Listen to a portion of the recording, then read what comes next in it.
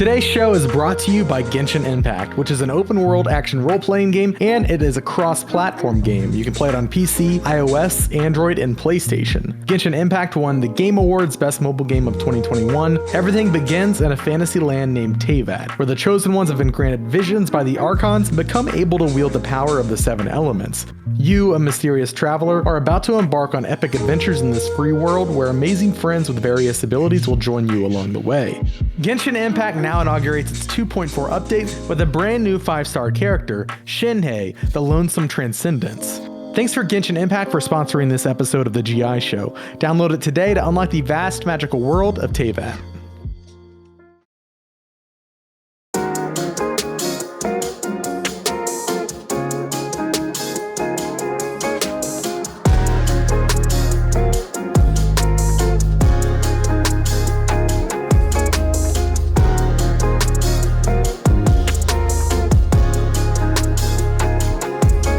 I am caffeinated, I am hydrated, let's get it. Ladies and gentlemen, welcome to the Game Informer Show, a weekly gaming podcast releasing every Thursday. I am your host, Alex Stadnik, and as always, I am joined by the illustrious Alex Van Aken. Hello, sir. Hello, we're back from the holidays. I'm feeling well rested, Alex. I'm ready to do this. You look good. You looking thin in the face. I see you. You're styling. I am down 8 pounds. I've been, counting calories. 7 pounds. That was an exaggeration. 7 pounds. I gotta keep myself honest, like the Will Smith movie. Exactly. 7 pounds, yeah. 7 pounds. Hopefully you're happier than that movie. Yeah, I've never seen the movie, but I'm sure it's great because it's Will Smith.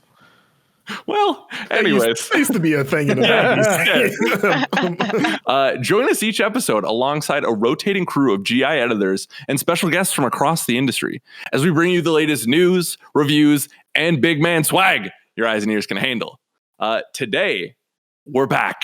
It's 2022, and we're starting the year off with a bang. We're discussing our thoughts on PSVR 2, what we played over break, and so much more. But first, let's introduce the panel.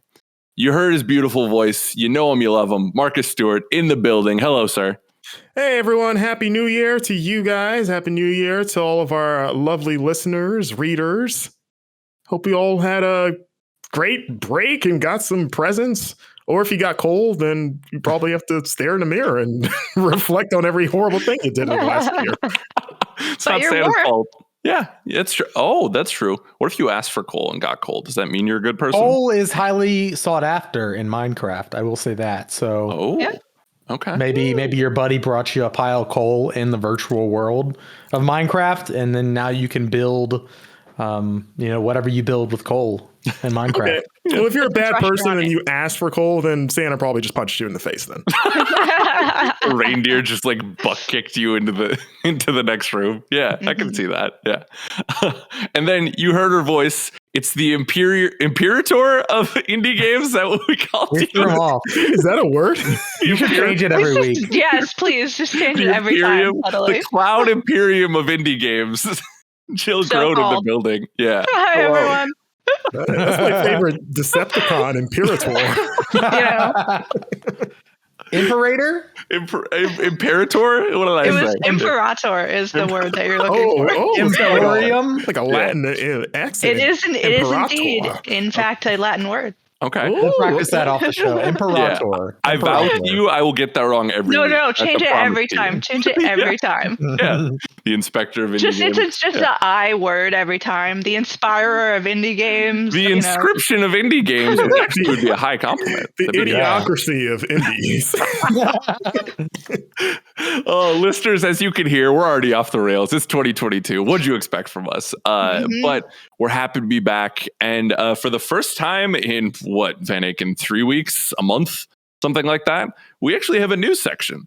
We do. Yeah. Yeah, I was anxious coming out of break, seeing what was going to break, what wasn't. And here we are, Sony showing up at CES, talking a little PlayStation VR 2. As you know, PlayStation VR, semi-popular peripheral for the PS4, had some hits like Moss, I think was popular. They made an Iron Man game. There's some good stuff on there. Astrobot, of course, who could forget? Squadrons, I think, was PSVR. Oh, yeah, that's right. Hitman 3. Resident Evil 7. We're just gonna go ahead and list off. Yeah, keep it going, baby. I like it. Yeah. Oh man, Nope, not Half-Life Alyx. No. Well, that would be cool. But would be cool. so anyways, probably outside of Oculus, the most supported VR platform out there, or one of them, the top ones, I should say. And mid to late last year, we got word that Sony was going to iterate on their VR tech with what was coined at the time PSVR 2. We come to know it now as PlayStation VR 2. They really don't change stuff when it comes to naming conventions over at Sony, but that's okay. I'm with that. So, according to I was John hoping Carson, it would be PlayStation Vrita. It's the VR Ida. I'm not responding to that. That's fair. That's your right. No reaction. But according to John Carson, who did the write-up for us, at CES 2022, this evening, Sony discussed its upcoming VR headset and announced a new Horizon game to boot. PlayStation president Jim Ryan took the stage to provide details on the company's next-generation virtual reality device. Following its tried and true naming scheme for the gaming device, the PSVR successor is officially called PSVR 2. Its controllers are no longer the Move Wands, but rather PlayStation VR 2 Sense controllers. Ryan spoke about the headset providing a greater sense of presence and increasing the visual fidelity from the previous model. Technical specs for the PSVR 2 have been posted on the PlayStation blog, which reveals all kinds of cool tidbits about the headsets and controllers. So the display method is OLED like the last one. Panel resolution is 2000 by 2040 per eye, which I usually roll in the world of 16 by 9, so that breaks my brain. But panel refresh rate is 90 hertz and 120 hertz. That'll help with motion sickness. There we go. We love that. Lens separation is adjustable. Field of view is approximately 110 degrees. The sensors are motion sensors, 6-axis motion sensing systems, 3-axis. That's the same then. Okay. 3-axis gyroscope, blah, blah, blah. Cameras, 4 cameras for headset and controller tracking, camera for eye tracking per eye. So I don't know how many cameras the other one had, but I think this one, I'm curious what they mean by that. If the headset, so the Oculus Rift and the Oculus Quest have cameras attached to the headset, so you don't, it tracks everything in itself, so you don't need to set up something on your television like you would with the PSVR. Yeah. Them talking about 4 cameras for the headset, I would imagine that means, I think it's all in the headset, it seems like. Okay. It's all in based on that wording, because I can't imagine they would make you set up 4 cameras in your room. Yeah. Sure. Let's see. The feedback, there's vibration on the headset. It's USB-C, which is fantastic. Everything. 2022 is the year that everything needs to go to USB-C. I don't care who you are. And then finally, audio input, built-in microphone output, stereo, headphone jack. So I think, I don't know much about the original PSVR, but it sounds like there are some upgrades in that.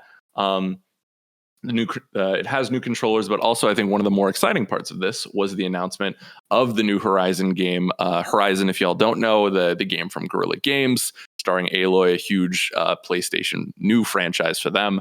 But Horizon Call of the Mountain was announced, and it is a VR game stemming from a collaboration between Guerrilla and Firesprite, who made the Playroom VR and Persistence VR. A brief clip was shown when a man takes what looks like a blindfold or bag off of the player's head, revealing a lush, expansive forest with tall trees. They're paddling a boat down a river when a tall neck strides into view and then dangerously close to the boat, a moment that must be a hell of a spectacle while using the VR headset. I'm sure Jim Ryan said that, John Carson was not editorializing there. So, we don't have a date yet for either piece of tech. For the headset or the game, but this seemed to be Sony's big moment outside of they're doing cars now, apparently, which is cool. Never be able to afford that, but it's good to know that they're out there. PlayStation. Wait, they're making cars? Sony is doing cars now, and they're like electric. I don't know. I briefly glanced at the headline. I was like, this looks neat. I don't want to skip over it, Alex, but the new controller for PSVR, I think. What do they call it? The Sense? The Sense. Everything's that about is Sense. going to be a big upgrade from PlayStation Move controllers. Yeah. Not necessarily the stats. I mean, I imagine it'll be competitive with like Oculus and the Vive, where those have been the individual handhelds. And PSVR kind of had adopted that legacy hardware, the PlayStation Move controllers, which were designed for the PS3, right? So like they weren't kind of up to snuff with, competition, right? Just like when you play Oculus VR, the sense of touch and the feedback in your hands is really kind of integral to that experience. And I didn't play PSVR, but one of the things that kind of kept me from it was, well, number one, I already have an Oculus, but number two, a lot of the games you either have to hold a regular PlayStation controller or you'd have to get the legacy, Move controllers.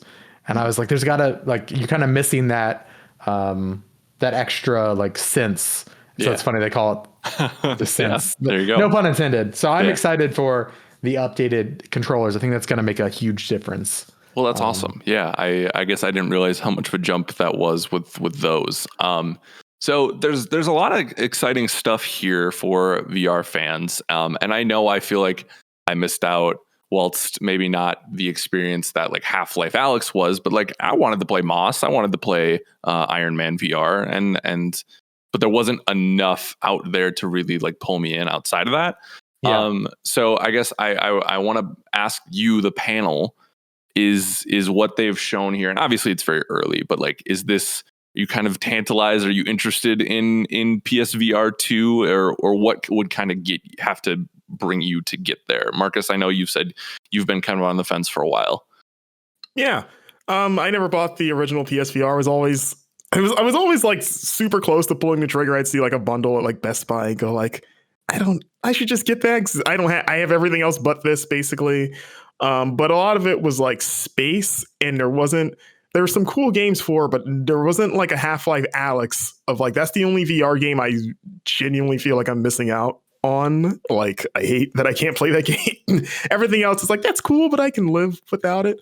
But this Horizon game, I mean, the trailer wasn't much, but I love that first game, so I would like to see what a first-person VR Horizon thing is. So that's already raised my eyebrows. And they didn't show what the headset looked like, but the original PSVR headset, I think, was always the most comfortable to wear out of the like Oculus and Vive.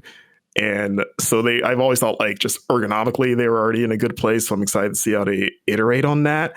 The one bummer is that it's still wired. It's only one wire now, as opposed to the 27 the other one had. But like, and maybe this is like a me specific problem, but I'm a little paranoid about having a long wire attached to my PS5, because a few months ago I actually knocked over my PS5. My PS5 stands vertically on my TV stand, which isn't that high off the ground. It's about a foot off the ground. And my living room is carpeted too. But I had the charge cable just plugged in on the floor. It was out of the way, or so I thought. And I just walked by and my foot got caught and I pulled it to the ground. No, it didn't break or anything. It was fine. But it was definitely a heart attack moment of like, oh God, am I going to have to replace this thing that seemingly doesn't exist anymore? So like the idea of having just a giant wire across my living room as I'm dancing around doing Horizon things is a little scary, a little bit of a bummer.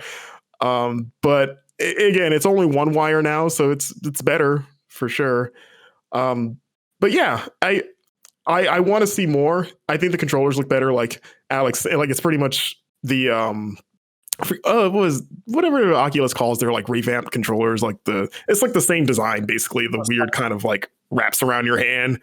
Yeah, it looks like the space station from Star Trek Deep Space Nine. Yeah, that thing. I'm glad they're going with that, because I've always thought those were comfortable on the other headsets. And yeah, I'm thinking this comes out this year. Honestly, I could see it like holiday. Personally. Marcus predicts there. I think last March they announced like a lot of. I was looking at an article last March of 2021. They showed off the new controllers, so these have been in the works for a while. I bet we see it this year.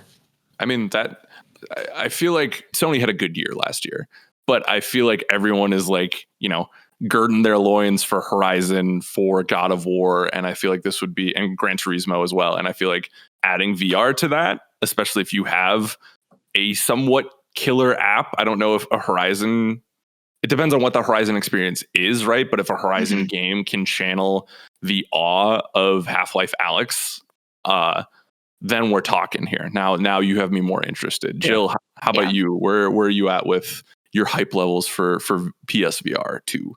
Like, I want VR to really be a thing. I would love for it to just work and be the thing that we all imagine it to be. You're in this virtual world and it's so real and it's amazing.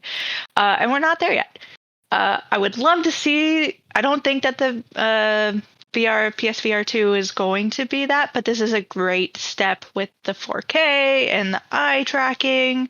I think this was Marcus. I don't want to steal it like it was my idea, but somebody mentioned Before Your Eyes getting ported over and how cool that would be, because it does have that eye like webcam movement thing. Yeah. That would be so cool. So that eye tracking. I really would just love to see real games on VR systems. Because we talked about Half-Life Alyx, and like that was a real, experience. But most of the games that exist so far on VR tend to be sort of tech demo feeling type things. Mini games. Yeah. And I would really, really love to see this Horizon game be a real Horizon game, not just a like, oh, I'm walking around and I see a tall neck and I see a Thunderjaws and like, oh, look how cool it is. I want to be able to like run around and shoot things off of things and have that real video game experience that I want VR for. I want VR to be a real gaming platform. So I'm excited because they're obviously investing into the next generation, so they haven't decided that VR is not worth it. So they're continuing on these changes, like the refresh rate going up to 90 to 120 is really important because I do get motion sick pretty easily. One of my favorite experiences in VR, I played VR Skyrim.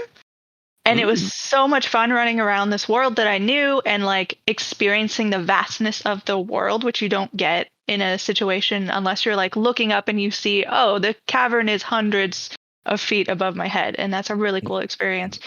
But going down the stairs in that game, I had to stop. I just could not play anymore. So if we're getting to the point where you can actually play without vomiting, that's great. And I'm just super excited to see what happens and to see if they're really making a lot of software for it that's going to be interesting and pull people in, because like Marcus was talking about, if you don't have like, it's cool if you have a platform that works, that's great. But most people only pick up something if they have something worth playing on it, and especially since VR right now, I think, is in the 300 range. I think it's $299. So like it's a heavy price investment for somebody who's like, I guess I like this one game, know? Exactly. So if they bring all kinds of things, if they get a God of War on there, that would be awesome. I would love that, Ooh, yeah. Or even like give us that Resident Evil 8 VR thing. Yeah, just put it in VR. They haven't announced that they're doing that, but it just seems weird that it's not happening. Given they had Resident Evil 7 VR, they had Resident Evil 4 that they just launched. Oh yeah, that's right. Yeah, so Capcom. I would be shocked if they're not working on that for this. Honestly, I would push back a little on there not being real experiences. I definitely think they're few and far between, though. Yeah. There's some like Super Hot or. Yeah, I mean, Super. That's a full-fledged like separate game. Yep. Beat Saber, Pistol Whip. Yeah. I mean, but I get your point, Jill. It's like they are like maybe you're lucky to get one a year, like you said. And the headset collects dust, and I do think the benefit now, if you were to go and pick up like a Quest or an Oculus Rift 2, or 2S. That's what I have. Or Oculus Rift S. I don't remember all the names. I have the most recent Tether, the one that has the cable on it. Yeah. That like everybody forgot about because Quest came out. And I regret that purchase because I should have just gotten a Quest. But the nice thing about PC VR right now is if you go and get one, you have this huge backlog of, Steam VR, the Oculus Store, all of that. PlayStation, because it is not an open, market or open, store, you have a very limited amount of games to play. So I think I saw Jeff Grubb talk about it from GamesBeat, but he was saying, the biggest thing that PlayStation could do for PSVR 2 is to make it possible for you to sideload games onto, your PS5 or whatever. That's never going to happen. But I think the biggest issue with PSVR right now is the content.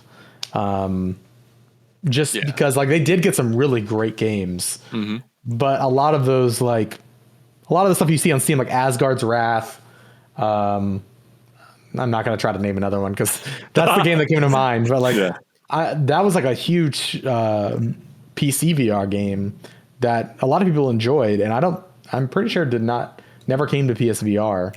There's a lot of instances like that. PSVR always felt like the Vita that you wear on your face. Because I always thought the Vita was an awesome piece of tech, but I never bought it because the library was never there of there's some cool games here, but almost all the good ones are also on PS3 or PS4.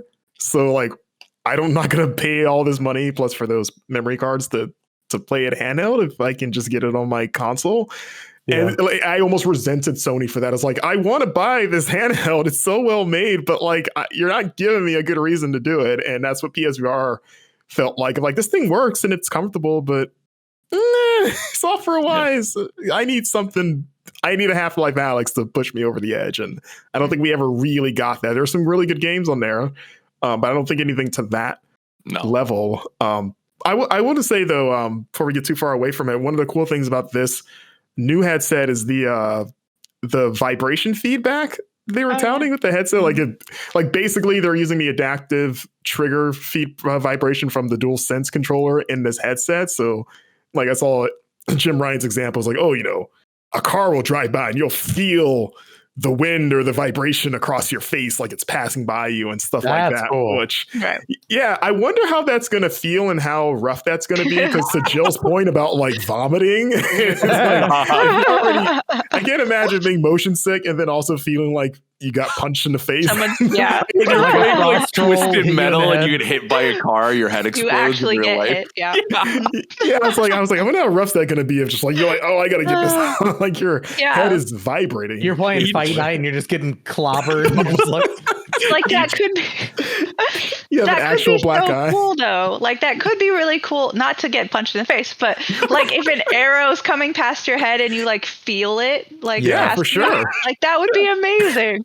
How many games would then have that slow-mo moment where it's like a cinematic where somebody shoots a bullet and it slows down and you watch it and you feel it? Every game would have that. There's gonna be a Matrix game where you're doing that, dodging or something like that.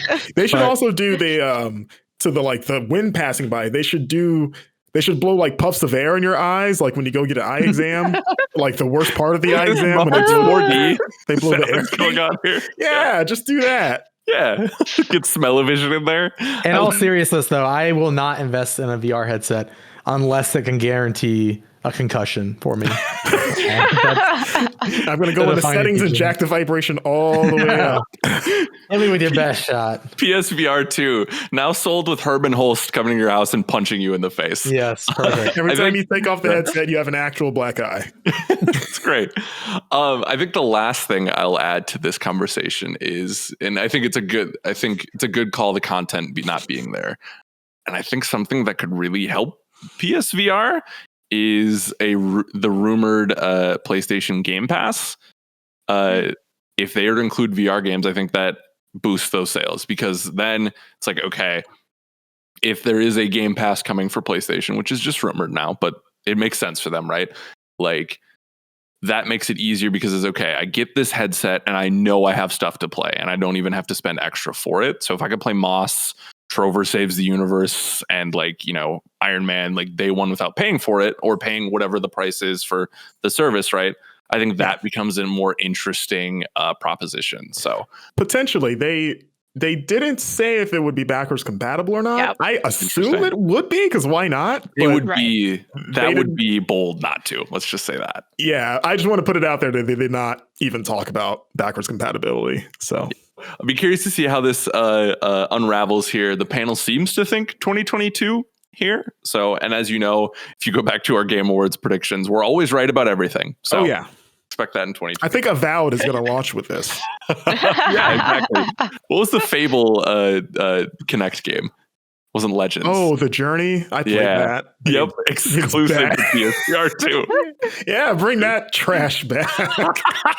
I had a fun afternoon suffering through that once. It's a funny story now. Okay, we are going to take a quick break, and then we're going to get you over to topic of the show. Be right back. Today's show is brought to you by Genshin Impact, which is an open-world action role-playing game, and it's cross-platform, so you can play it on PC, iOS, Android, and PlayStation. Download it today to unlock the vast magical world of Teyvat. Welcome back to the GI Show. Today, topic of the week kind of melds into playlist right now. As y'all know, not a lot going on in the early time of 2022, but we've been gone for a little bit, and we kind of wanted to update y'all on what we've been playing. So, Jill, do you want to kick us off with what you played over holiday break? Would love to. So, the thing about holiday breaks or breaks in general is that you always go into them promising that you're going to play all of these things that you didn't get to, all of these experiences, and you're going to finish all of them, and it's going to be great. But that doesn't happen. You think we learned by now? Yeah, you'd think, but I just keep promising myself. So mostly what I played were things that were really good for travel, because I traveled a lot over the break, which was nice. So I got my Switch all nice and booted up with some new things. I did play a little bit of Where Cards Fall, which I would kind of been meaning to get through, and enjoyed that. I played a little bit of Slay the Spire, which was fun. But then I was just like, I'm going back to things that are just warm and comfortable, because that's, it feels like a nice cozy time. So I jumped into Animal Crossing. I got my island unbugged and picked of weeds, and everyone going around being like, why haven't you been here? Making me feel guilty. We had a funeral for you and everything. Yeah. Did you play the new content, or did you just kind of peruse your island? I did a little bit of an impression piece for that, so anybody who wants to check that out can check that out. It's fun if you're a big designer kind of person, and I do like designing a little bit, so that is a cool thing to play.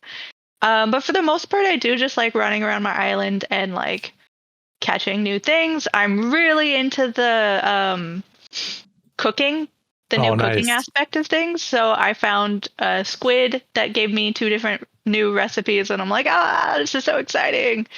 Of course, I can't cook in real life, so that's the only, in video games, so I do that. And then I jumped back into Breath of the Wild a little bit and just wandered around and tamed horses. That's like the number one. Like everything else in Breath of the Wild, go away. I just want to tame some horses and run around. Zelda Horse Tamer Simulator. So it sounds like you had a really relaxing kind of playlist going on for your break. 100%. Just want to I want to push myself to try different and new and interesting experiences and be up and but it's so much of like, I'm on break, I could just relax and enjoy, and that's what I chose to do. I love it.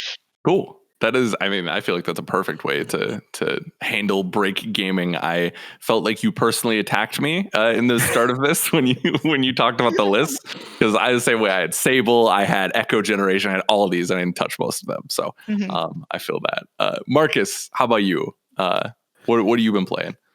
Actually, quite a bit. I kind of made it a point to at least touch things and like maybe give them an hour or so I can at least say like, oh, I played it. So some stuff I just played for like a day, and some stuff I did finish. In terms of the games I finished, I played through the Gunk, which nice. I was looking forward to. That game's very short, so it didn't take very long, and I enjoyed it. My thoughts kind of line up with Jill's, who wrote a great review for it. Just a fun little throwback, just sucking up stuff. Really, not much else to it than that. Pretty decent story. I also started and finished Lake, which I've been meaning to do for a while. That game, that was like a perfect break game because the story of the game is that you're basically on a vacation of sorts, where you're just a big city girl going back to your small lake town to deliver mail for your dad, and you're just kind of reconnecting with folks. And that's pretty much it. It's a very low key game. It's very chill. There are no real stakes. The story doesn't like escalate into some grander thing the way maybe like a Life is Strange maybe would. You kind of wait for that to happen and it never comes. And I liked it. It was relaxing. And didn't you guys get to that yet? I really want to. A little bit of it. Yeah. I got to I kind of got to the point where I realized that, this story it's not going to be anything but this. Yeah. Okay. Pretty much.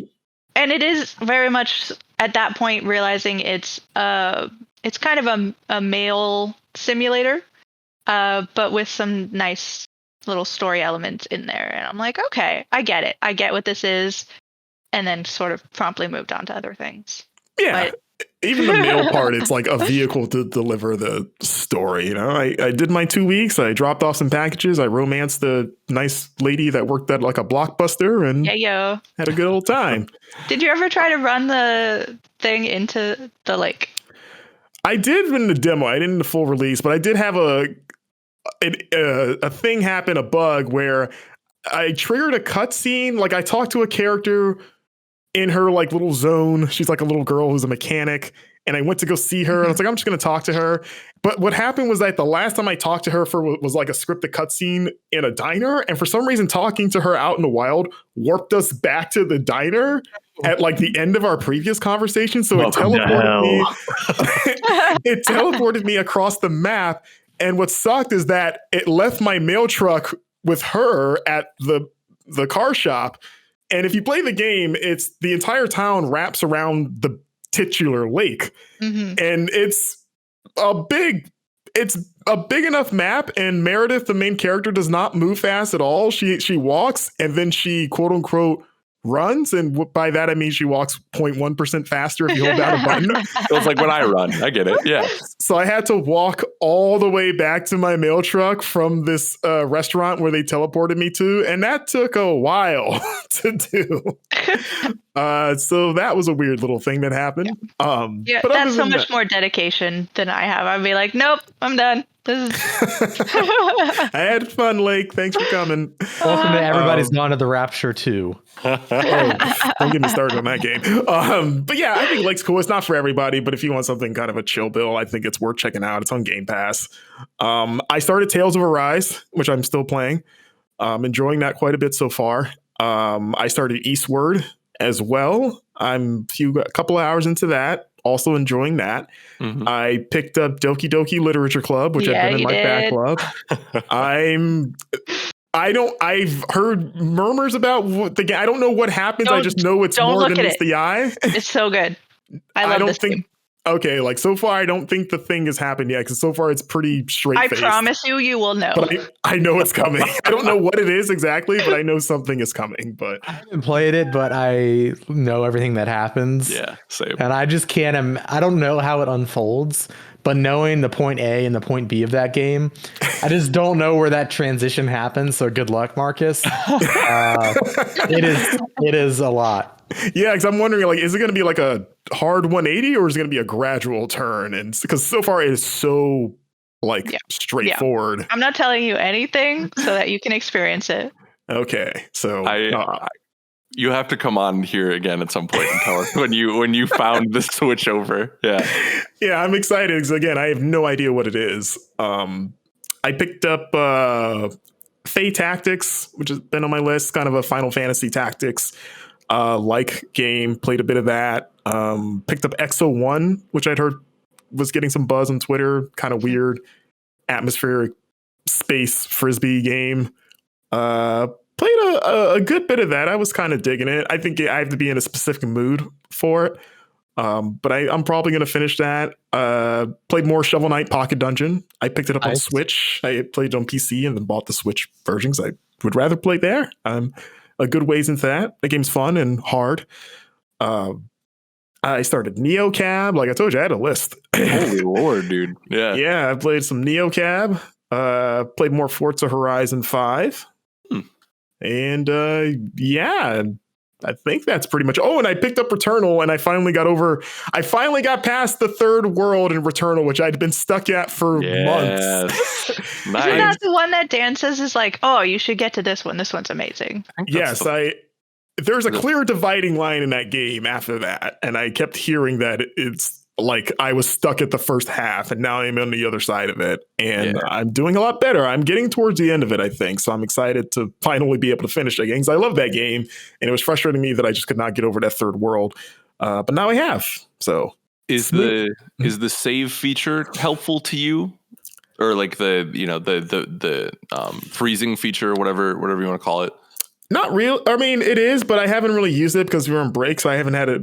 If I do a run, I just do it, and then when I stop playing is when I die. Okay, so I haven't had really a reason to stop mid-run yet. Okay. So, but I mean, it's comforting to know that I can do it instead of feeling like I'm forced to complete a run before I can go to sleep or eat food. For sure. So those are all the things I was thinking around with holiday break. It was productive, I guess. Yeah. Holy, we were on break, right? You could have stopped playing games at some point. I did go outside many points. Okay, good. Yeah. Good. You just took your Switch with you, it seems. Yes. And then I showed it to everyone at a park and said, why aren't you playing this? Florida man bothers park people. Play Doki Doki Literature Club. What's the twist? Tell me. Cool. I feel like Switch is the perfect holiday break console. You just, if you want to lay in bed and play, you can on the couch. Like, it just feels right. Yeah. Family members are attracted to you because they look over your shoulder and be like, is that the new Nintendo? That's like Mario. No, Mom, it's Fae Tactics. Come on.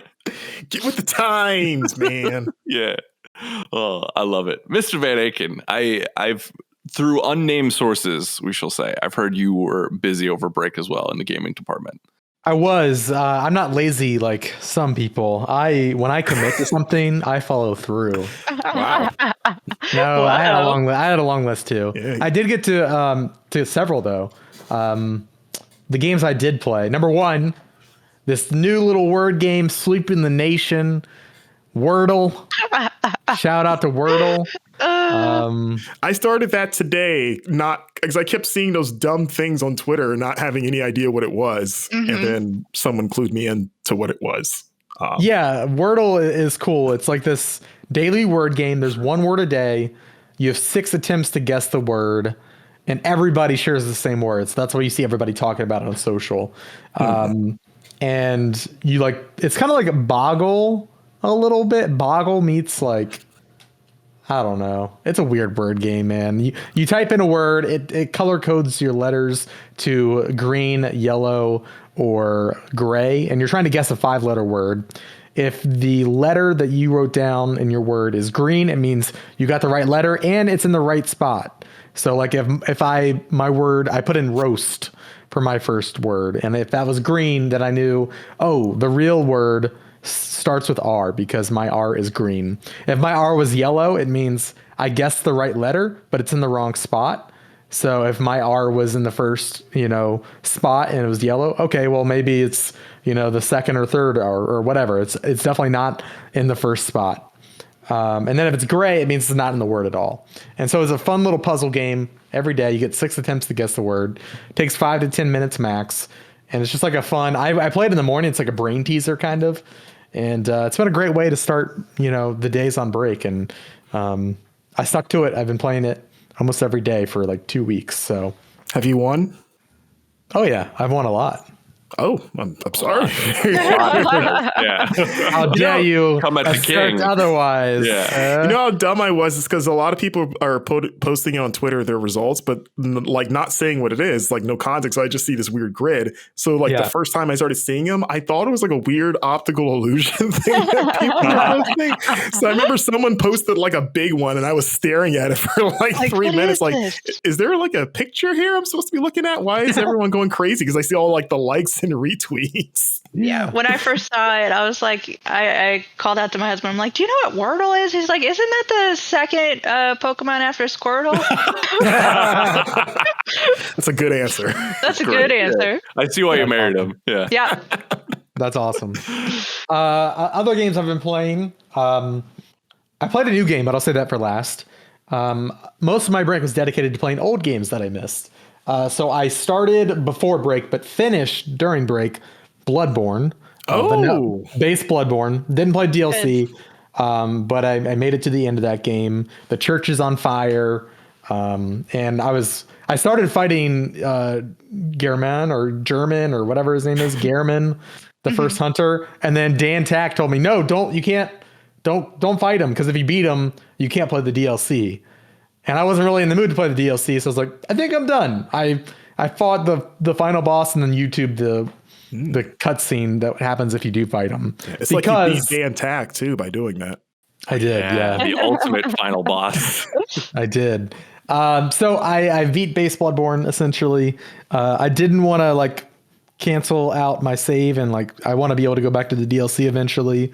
So I consider it beaten. That was a really cool accomplishment for me. I notoriously start Souls games and bounce off of them or don't finish them. Not because of the challenge, but just because the worlds never really do much for me. But Bloodborne was just like so rich with, lore and like environmental storytelling was so cool in that game to see unfold, and just all the little stories that happen throughout that game. And it was just like, oh, I've got to figure out like, it was like, I want to see what's next, I want to see what boss is next. I want to see what area is next. And typically I don't like eldritch horror. It's not really my bag, but Bloodborne is just like so, I don't know. I kind of, when I've been talking about it lately, I've been saying it's kind of inscrutable to me. Like I don't know how to talk or critique that game because it is so sure of itself. It just like, and it's also been steeped in so much fanfare. It's like you're approaching like this sacred experience and you're like, okay, I'm just going to play it and sort out my feelings later. Yeah. It's like being told like, you're supposed to love this. Yeah. And I said on Twitter when I finished the game, I don't know if I loved it or hated it. And a lot of people were like, what do you mean? And I was like, how dare you? I was like, I think I loved it, but it makes me really mad sometimes. And it like grates on you, but it's also like really, really good. And like, it's a weird game. I don't even know if I like talking about it because I don't know exactly how I feel about it. It made you more interested in Elden Ring. Oh, that's why I played it. Yeah, because I am very interested in Elden Ring, and just because of like everything I've seen of that game. And I was like, my goal with playing Bloodborne was to gain some context for how Soulsborne games work, because even though I've played them before, I never really understood them. I was like, all right, I'm going to give this one like a solid try because I do really want to enjoy Elden Ring. And I feel like I know Bloodborne's going to be different. Like people are already saying in previews, like it's so different, but just understanding the kind of design decisions behind, From Software is probably biggest game. Most, I don't know. A lot of people love Bloodborne, say it's the best. So I wanted to set out and play that so I could kind of see for myself and try to understand it. And I definitely understand those games much better now. I think I have a good grasp on what a Soulsborne is.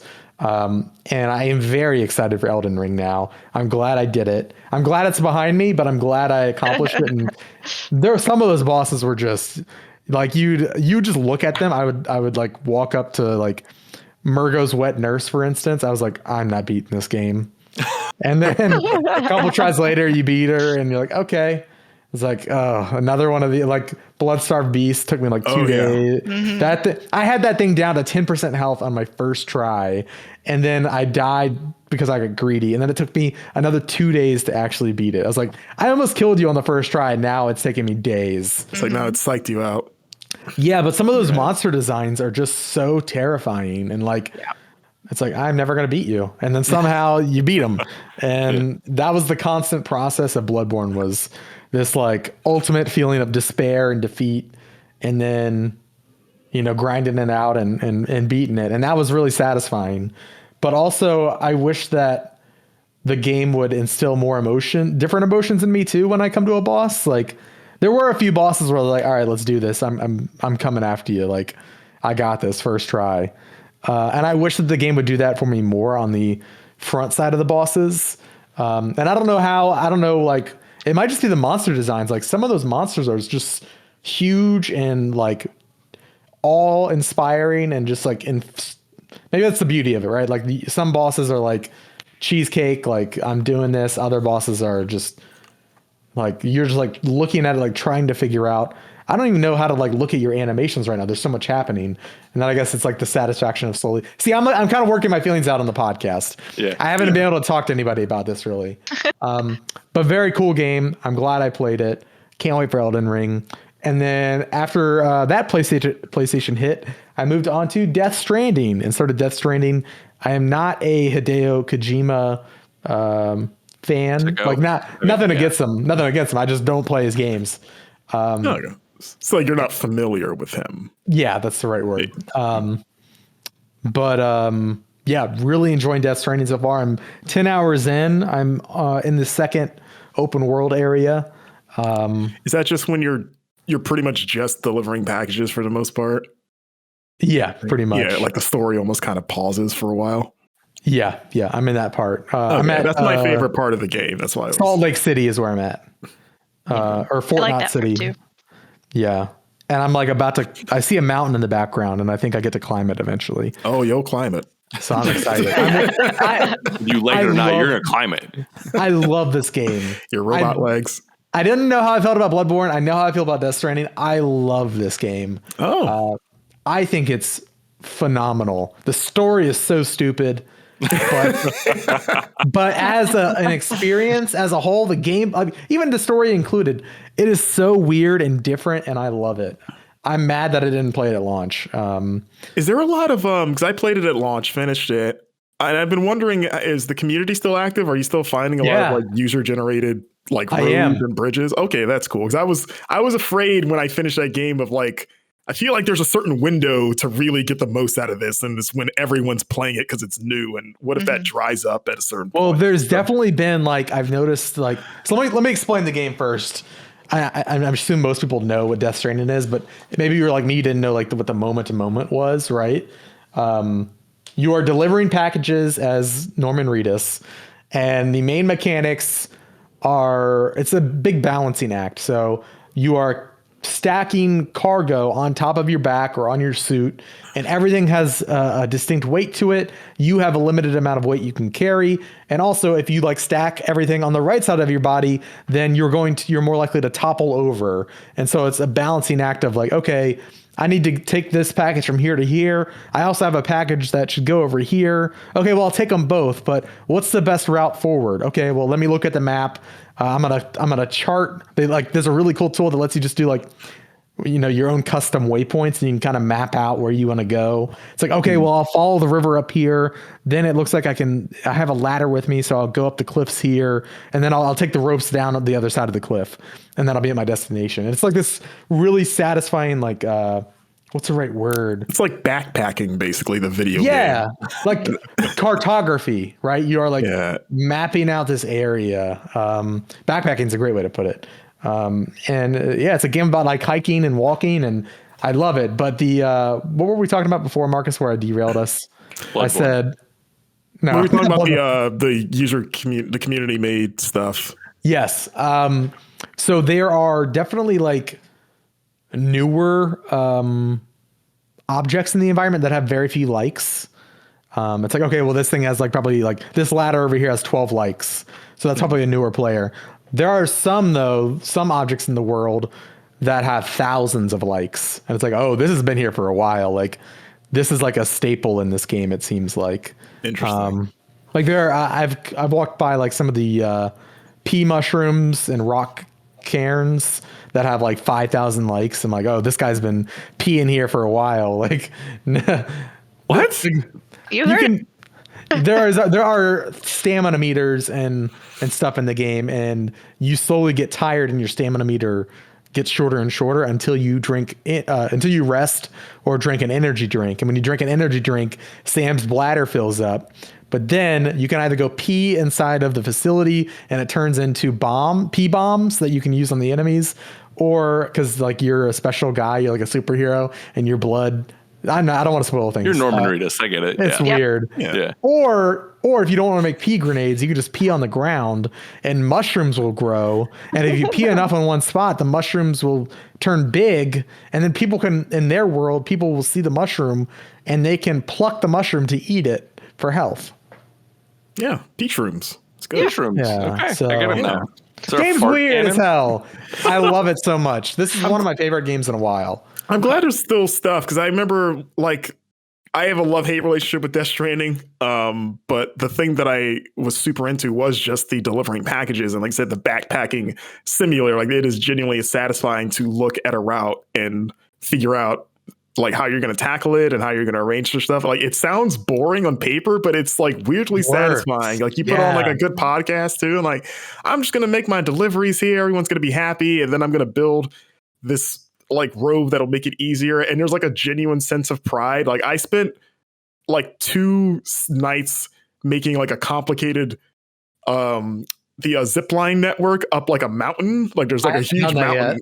Yeah. Okay. You haven't unlocked the zip lines yet? Oh, I know they exist. I'm excited to unlock them. Yeah, they're a game changer. Like I spent a night erecting a long, like basically like a ski resort style web of them. Gondola, I got tired of going up and down this mountain just to go to this one settlement. And like it was like, oh, this is gonna help me. But I felt this pride knowing like other people are gonna see this. And like whoever made this is a genius. Like they just saved me so much time. Like this engineering genius put this amazing network of zip lines, and I was like, they're gonna screenshot it. It's gonna be all over the place. I'm gonna be famous because of this. Like the man who saved Death Stranding, basically. That's by awesome. making it easier for everyone else. So I'm glad there's still that kind of weird sense of community and camaraderie in the game. Yeah, in a game that's like all about loneliness and like you're literally by yourself and you don't feel alone. It's kind of like the same thing that like Souls games do.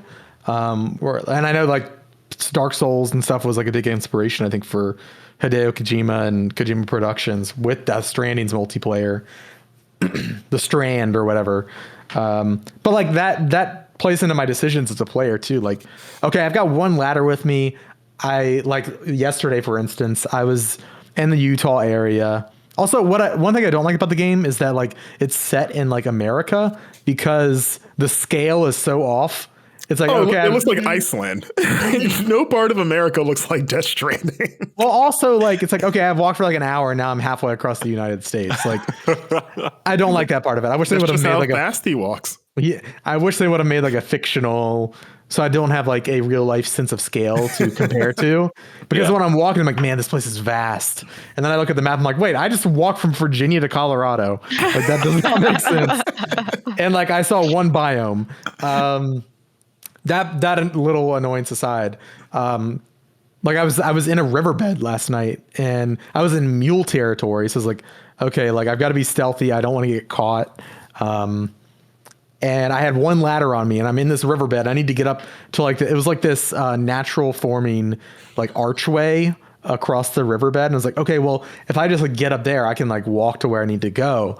And so I put my ladder down and I make it up. I'm like, okay, I could go back down later and like pick this thing up, or I could just leave it here for another player. Like I only have one ladder, but it's fine. And then hopefully somebody later on will be able to use that ladder if they're in a similar boat trying to escape the mules and they find themselves in this riverbed. And so I left it behind and hopefully, you know, I get some likes for it. Cause it tells you when people like your, like, it's a weird game, man. But I love it. Are you playing the director's cut or the normal version? Director's cut on PS5. Oh, okay. And holy cow, it is gorgeous. The director's cut, the PS5 upgrade, it like when I love the photo mode too. I can't talk about that because I've already talked about this game too much. But the textures and surfaces in this game, On PS5 in the director's cut, ridiculous. Like maybe one of the prettiest games I've ever seen. Wow. Because the original version was gorgeous. Yeah, this thing is. I feel like I'm like, man, this is like an Unreal Engine 5 demo. Oh, wow. It's obviously not, but it's just really pretty and looks photoreal sometimes, which I don't usually look for in games. But in Death Stranding, it's really pretty. Last game, and then I promise I'm done.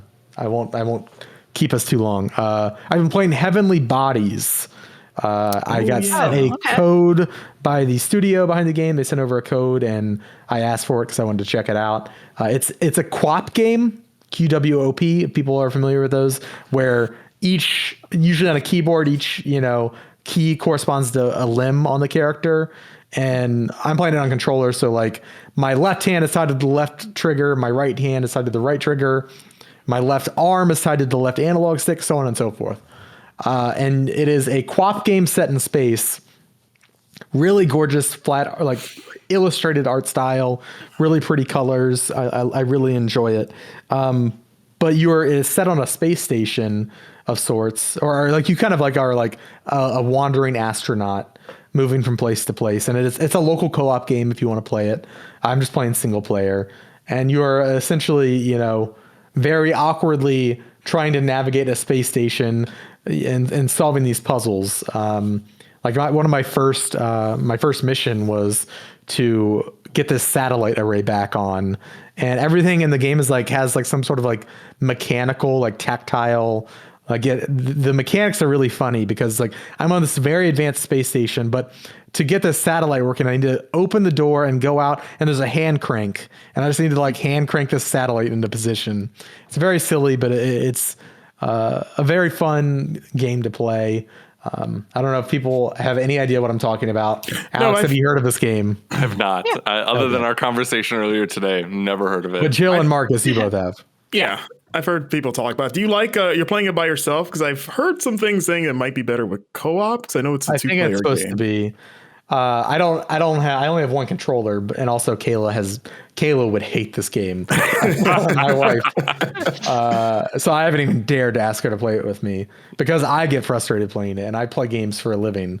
And I have seen people on Steam, and I wonder if you could do it on PlayStation as well.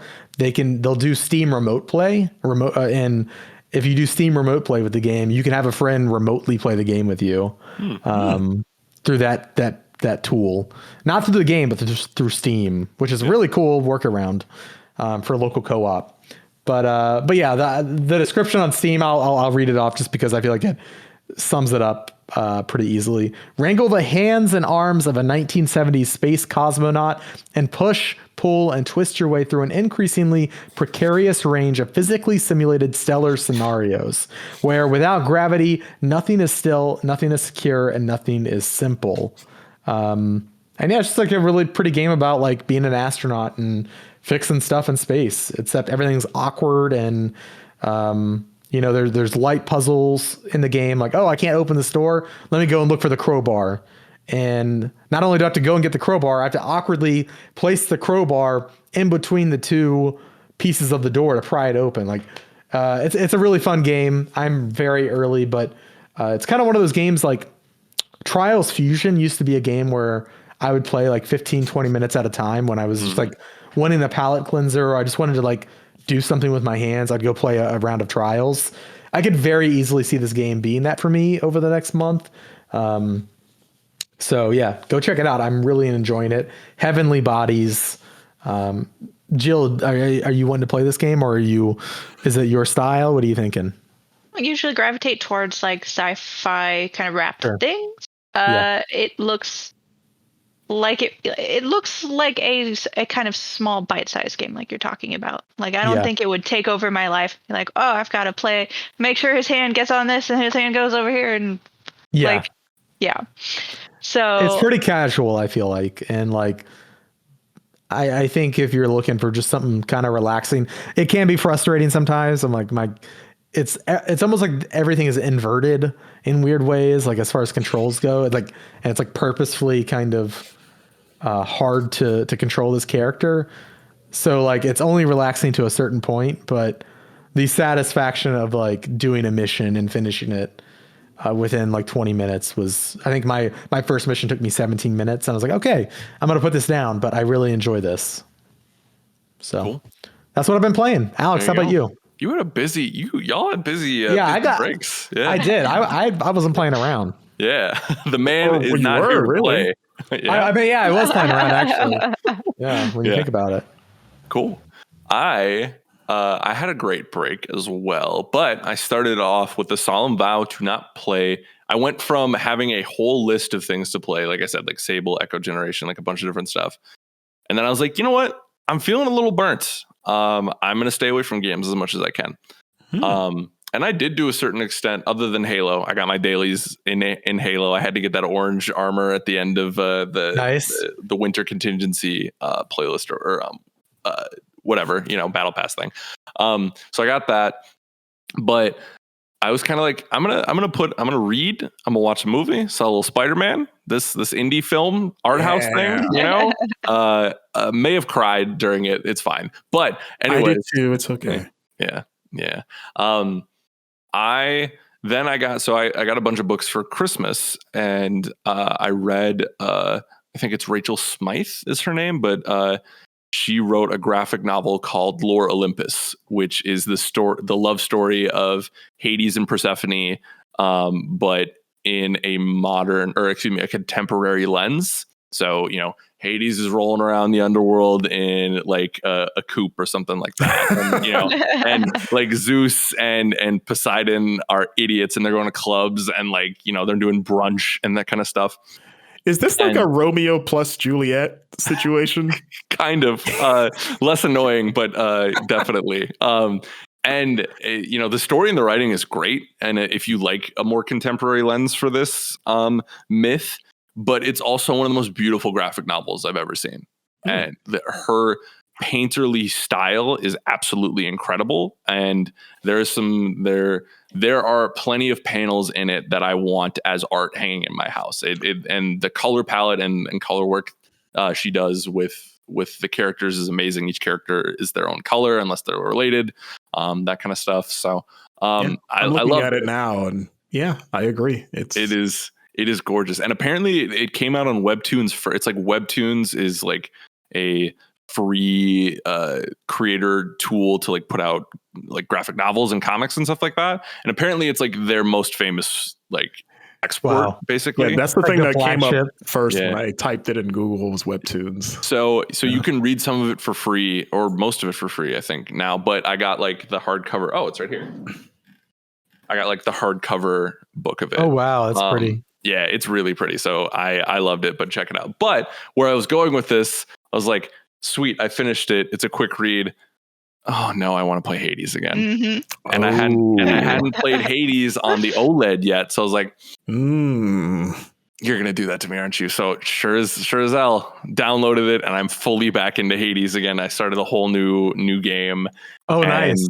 Did you finish it all the way through the first time? Yep, I did that. So I guess I completed the story. I never did. I never finished some of the relationships. I never did the fishing stuff. So there's stuff I missed for my first time through.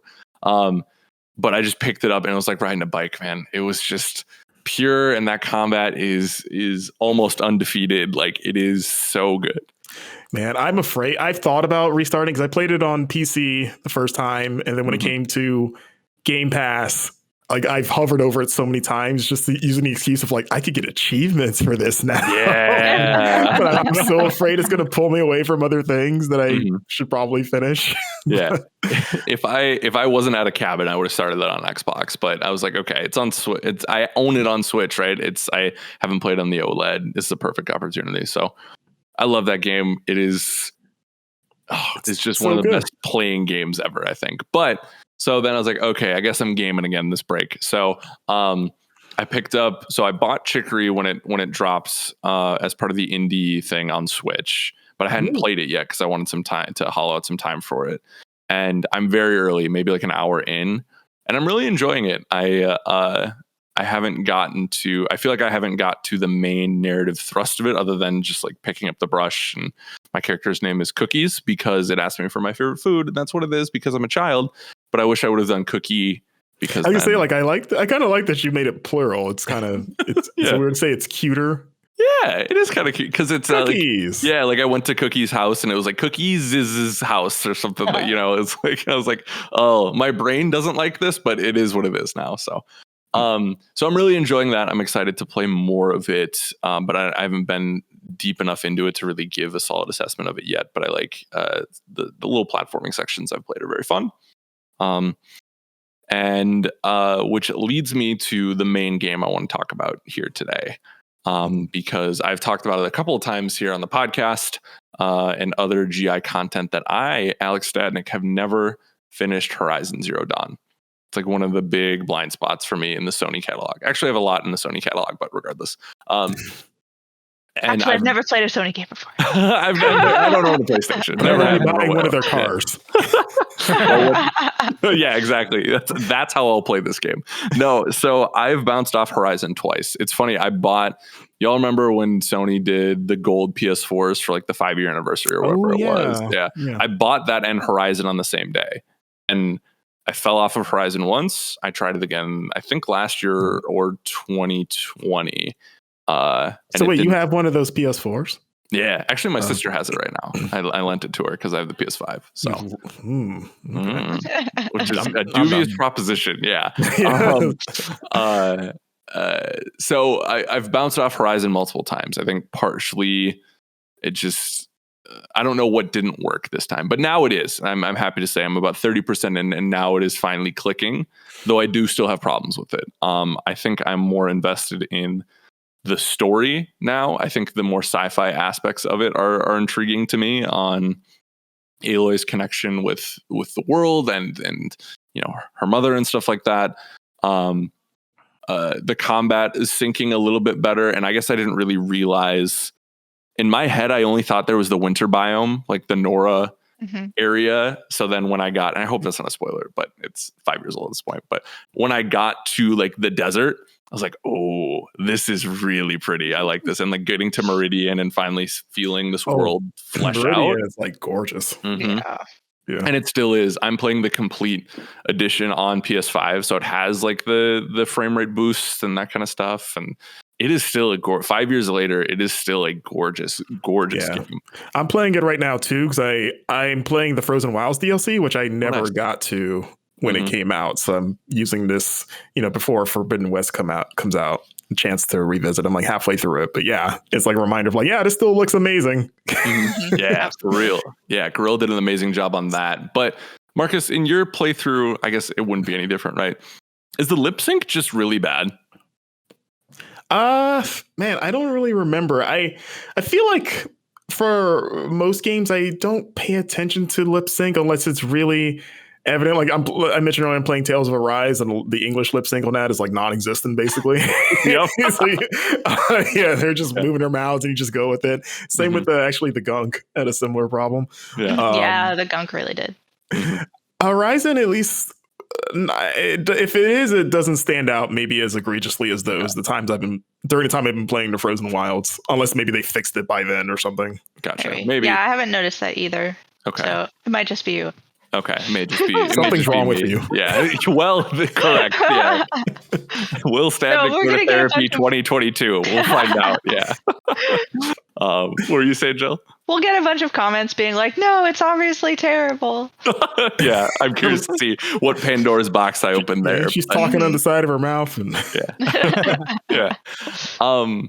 And I know you guys are, you two, Jill and Marcus, you are big Horizon fans. So I was excited to talk to you about this. Alex, I'm always excited to talk to you, but I know you're not in the Horizon boat. Yeah. No, just like pretend I'm not here. Okay. There's something about it that I don't love. And I think it is my worlds. And I feel like it is a very, I feel like the world and the lore is interesting. The open world, not as much, because I don't know. The side missions aren't really grabbing me. They're not. They're pretty standard open world fare, and that's what I love that game. But yeah, like you, what got me through it was I think the world itself and the mystery about what happened was what pulled me through that game. I think I'm excited to see you get to the end of it, because I think the story does stick the landing.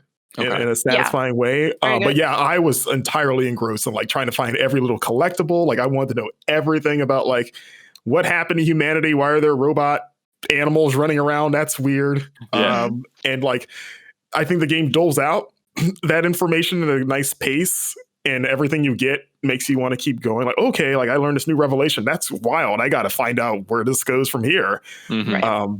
And like I said, the world itself is beautiful to look around in. But yeah, other than that, it is an AAA open world game in all the ways you would expect. Yeah. And I remember my first run through. You mentioned getting to Meridian. And that like hit a trigger for me because I remember my first playthrough, that was the big block of like getting to the desert and then being like, you have to get to the big city. And then I just couldn't do it. I would like run into things that'd kill me. And it's like, there's nothing here. It's all just desert. There's no. So for my second run through, I really just went as quickly as possible to the next point. So I feel like a lot of this game for me feels like a sort of linear game in an open world. So I would just go ping from place to place and not really engage too much with what was going on. But a lot of that too was because like a lot of people, I had been playing Breath of the Wild just before picking this up. So the world felt really clunky to me. I'm like, what do you mean I can't climb this rock? Right? Yeah. I feel lucky because I'm one of the few that played this before Breath of the Wild. So I've heard a lot of people that are less enthusiastic about Horizon that they always predicate it with like, oh yeah, I played Zelda first and I could see that. But yeah, I didn't have a Switch at launch. I didn't get it till that summer. So it wasn't until a few months later when I had long finished Horizon. Okay. I got the Breath of the Wild. So I think that has certainly tainted my perception of it. And I'm having the opposite effect where obviously Breath of the Wild, one of the goaties, one of the goats. And I played that beforehand. And it is, and especially too, I think also what hurts it is playing this after Ghost of Tsushima, which I think they are very similar open worlds in structure, but I think Ghost does a lot better job at like respecting your time, especially in like resource gathering, right? Because Aloy, you have to stop, bend over, pick everything up, right? Which I think people are on the fence, either they love or they hate that. But at Ghost, it's like, nope, I'm on my horse, grabbing everything as I go. And I personally like that approach better because then it feels more respectful of my time and I can get on to point A and point B quicker. Because I think the traversal in this game is bad, like straight up bad. Like I think like anytime I get a horse or a mechanical mount, right, I feel like either it dies very quickly or I fast travel and I can't get it again. You know what I mean? So then I'm running these thousands of meters or whatever, and that has kind of turned me off to a certain extent. Not to say that it's bad enough for me to want to stop. Like I said, I'm finally like 11, 12 hours in. I think it's got me this time. But so that's something I really would like to see in the next game is some of those streamlining, those learnings from 5 years of development, right? Of what has come after. And that's not necessarily the fairest metric to judge it on, but I mean, it's 2022. It's the lens I have, right? Yeah, it's valid. So, but I mean, it does look like they've recognized those problems. It looks like they're going towards that. I know, Marcus, you have some dark knowledge about secret behind doors knowledge that some of us didn't get. Do you feel like that's sort of where they're going? Yeah, especially the side stuff. They straight up said like, yeah, we want to make more interesting and engaging side quests. Like that is a major focus for Forbidden West, which excites me because, like I said, I think the main narrative is great in Horizon, but if they can do like the bar for side quests and AAA open world games for me has been The Witcher 3 since I played that, of like making it feel as important as the main stuff, if not better, and having it take all these twists and turns and like maybe coming back later on in a way you didn't realize. If they can do anything like close to that, then I like that's a GOTY contender for me because everything else I was already pretty in love with. Mm-hmm. So and I didn't mean to cut you off there. No, you're good. And that's the thing too. I think what's exciting me even more playing this, because I need deadlines. I'm that kind of person where it's like I got that Mamba mentality where I do my best work when my feet are pressed to the fire and like the deadline's on. So the fact that I know I only have a month till the next game, and that's something a lot of people are going to be talking about and will be considered hopefully in Game of the Year conversations at the end of the year, I think that's motivating me to get through. But Jill, you must have had your burner account on Twitter, because someone else tweeted at me. They're like, "Hey, just go main mission to main mission. Like, that's how to play this game." Yeah, I'd say go out of your way to get the collectibles, like not necessarily the side quests, but like the stuff that ties back to the quote unquote the old world, and like the murals and stuff like that. Because there's some really interesting, just like I said, like breadcrumbs about what happened basically, and giving looks into the lives of the previous civilization that you don't get in the regular side quests. Yeah, for sure. Cool. Yeah, I'm excited. I love Aloy. I like Erend. Shout out to that big dork. Shout out to Nil, best character. I haven't met Nil, I don't think. Have you not met Nil? I've met Nil. Okay. Is he in I like Meridian? him. He's terrible, but I love it. He's like, I don't think it's spoiling. He's a murderer, and he's very proud of it. He's fine with himself. Okay. All right. Okay. I'll have to be on the lookout for the Nilster, as I'm sure they call him. Nil is how much life his victims have when he's done with them. There we go. I think that's a wonderful note to close this one on. We're going to take a quick break, and then we're going to get back to community emails. It's back this week, baby. Let's go. Woo! Today's show is brought to you by Genshin Impact, which has just released its update 2.4 with a brand new 5-star character, Shinhei, the Lonesome Transcendence. Download it today on PC, iOS, Android, and PlayStation. Welcome back to the Game Informer Show. We've got some housekeeping, and then we've got a fun listener email section. I know we've skipped it last episode, so we are happy to have our lovely listeners back, part of the show. But first, we've got some housekeeping to do. Number one, we always start this part of the show with reading off a new podcast review. If you take the time to go and do that for us, we want to say thank you. So this week's review is a 5-star review from Soulflux saying, amazing commentary every day. And then in quotations, every day we stray further from God's light. And the quote is attributed to Dan Tack, editor at Game Informer, as heard on last week's show. So thank you for that review, Soulflux. That always helps us out, of course. Do you remember the context for that? I don't. I don't either. I was there. It was when we were talking about. Actually, it was when you were talking about your mom's potato candy, and somebody, I think. Well, it wasn't about your mom's cooking directly. I think because Kim, in that conversation, brought up the Reese's that had the potato chips in it? Yeah. Oh, yeah. I think he was directly responding to that. Not that he thinks your mom's cooking is bad. To clarify, I said her cooking was bad, but her baking was good. And I told that to her face. On a Christmas Day, okay. We're a honest family, if anything else. That's fair. So thank you, Soulflux, for that review. Hold on. I'm adjusting. I don't know why I'm adjusting my camera in the middle of me talking. Yeah. It's the end of the show, baby. Thursday stream. They're back. Every Thursday at 2 p.m. Central over at twitch.tv/Game Informer. You can see us playing a game. This week, John Carson and or Dan Tack, maybe both, are going to be playing Final Fantasy XIV Endwalker. So go tune in, twitch.tv/Game Informer. Show them some love.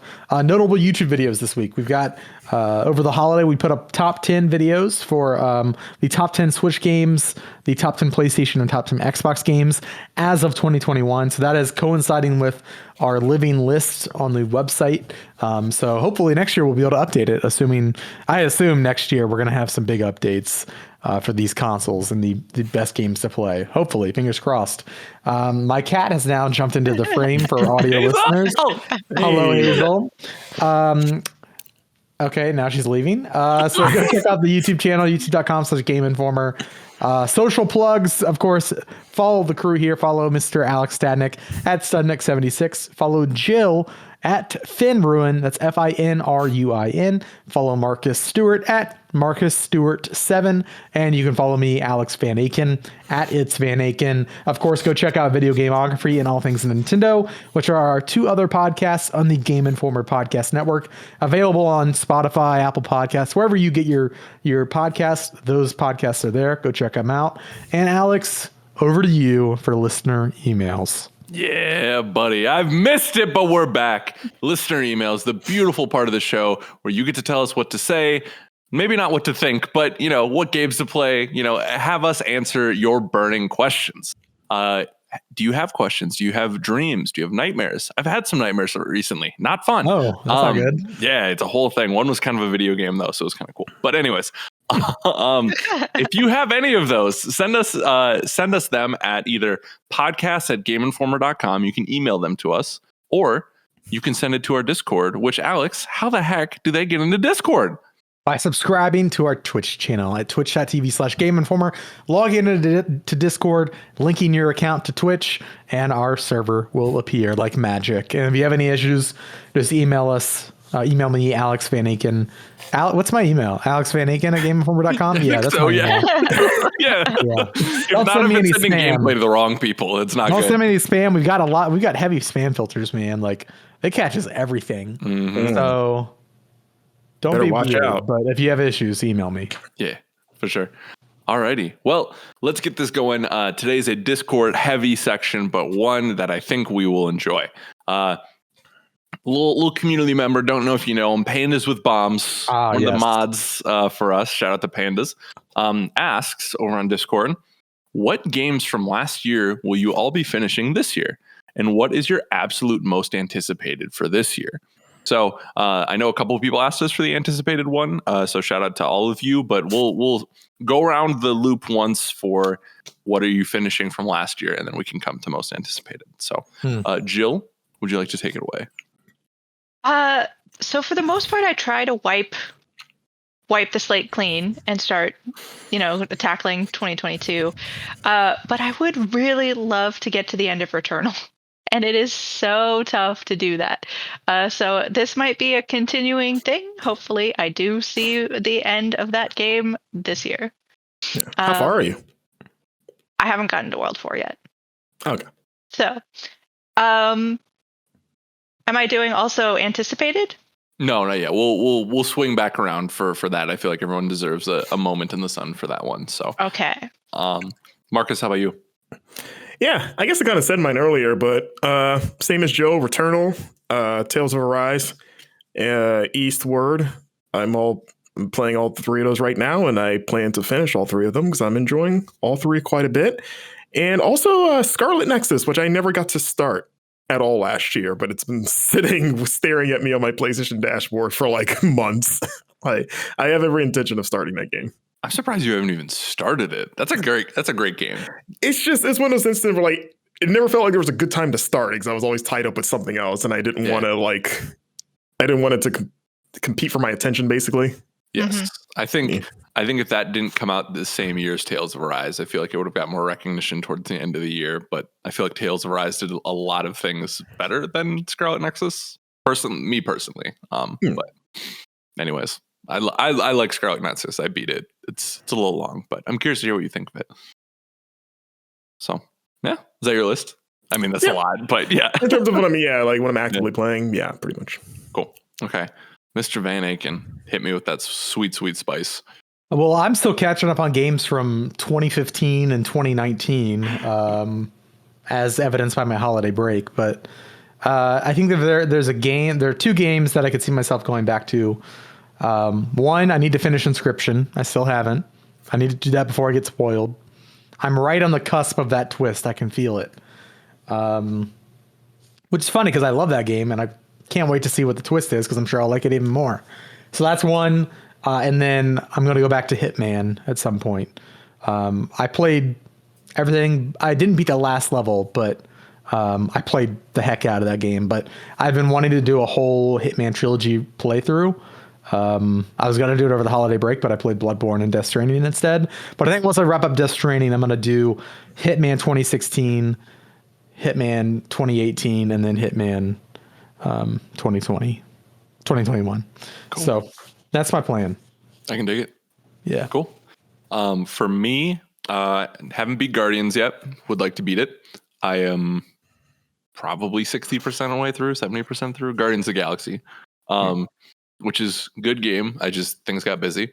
And then that's a main one. Returnal's another main one. I am over the halfway point and I'm on my current best run ever. It's just, I'm scared to continue it because I know death is suspended as we speak. Correct. It literally is right now.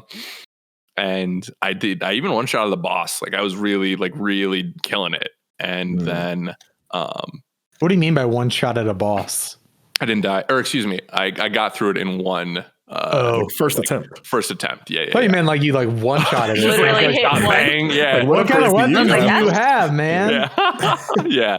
No, but now I'm starting to run out of like my second life and like my, that kind of stuff. So it's like, I don't know how much further I want to go, but, and then, lastly, one game that I played in December, but fell off of a little bit with Solar Ash.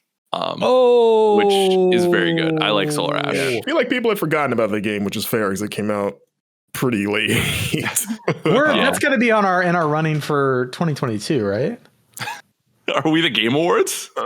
I don't know. I'm just thinking ahead. Yeah. Marcus gave a nice shout out in the mag, but yeah, it's in the mag. It's for well, sure. you screwed it over, Marcus. Now it can't be on our top 10. Yeah, damn you, Marcus. Yeah, you released Halo Infinite, then you're killing us. Yeah, yeah. I can't wait until Game Awards 2022 when we're debating if Halo Infinite or Wordle is the game of the year.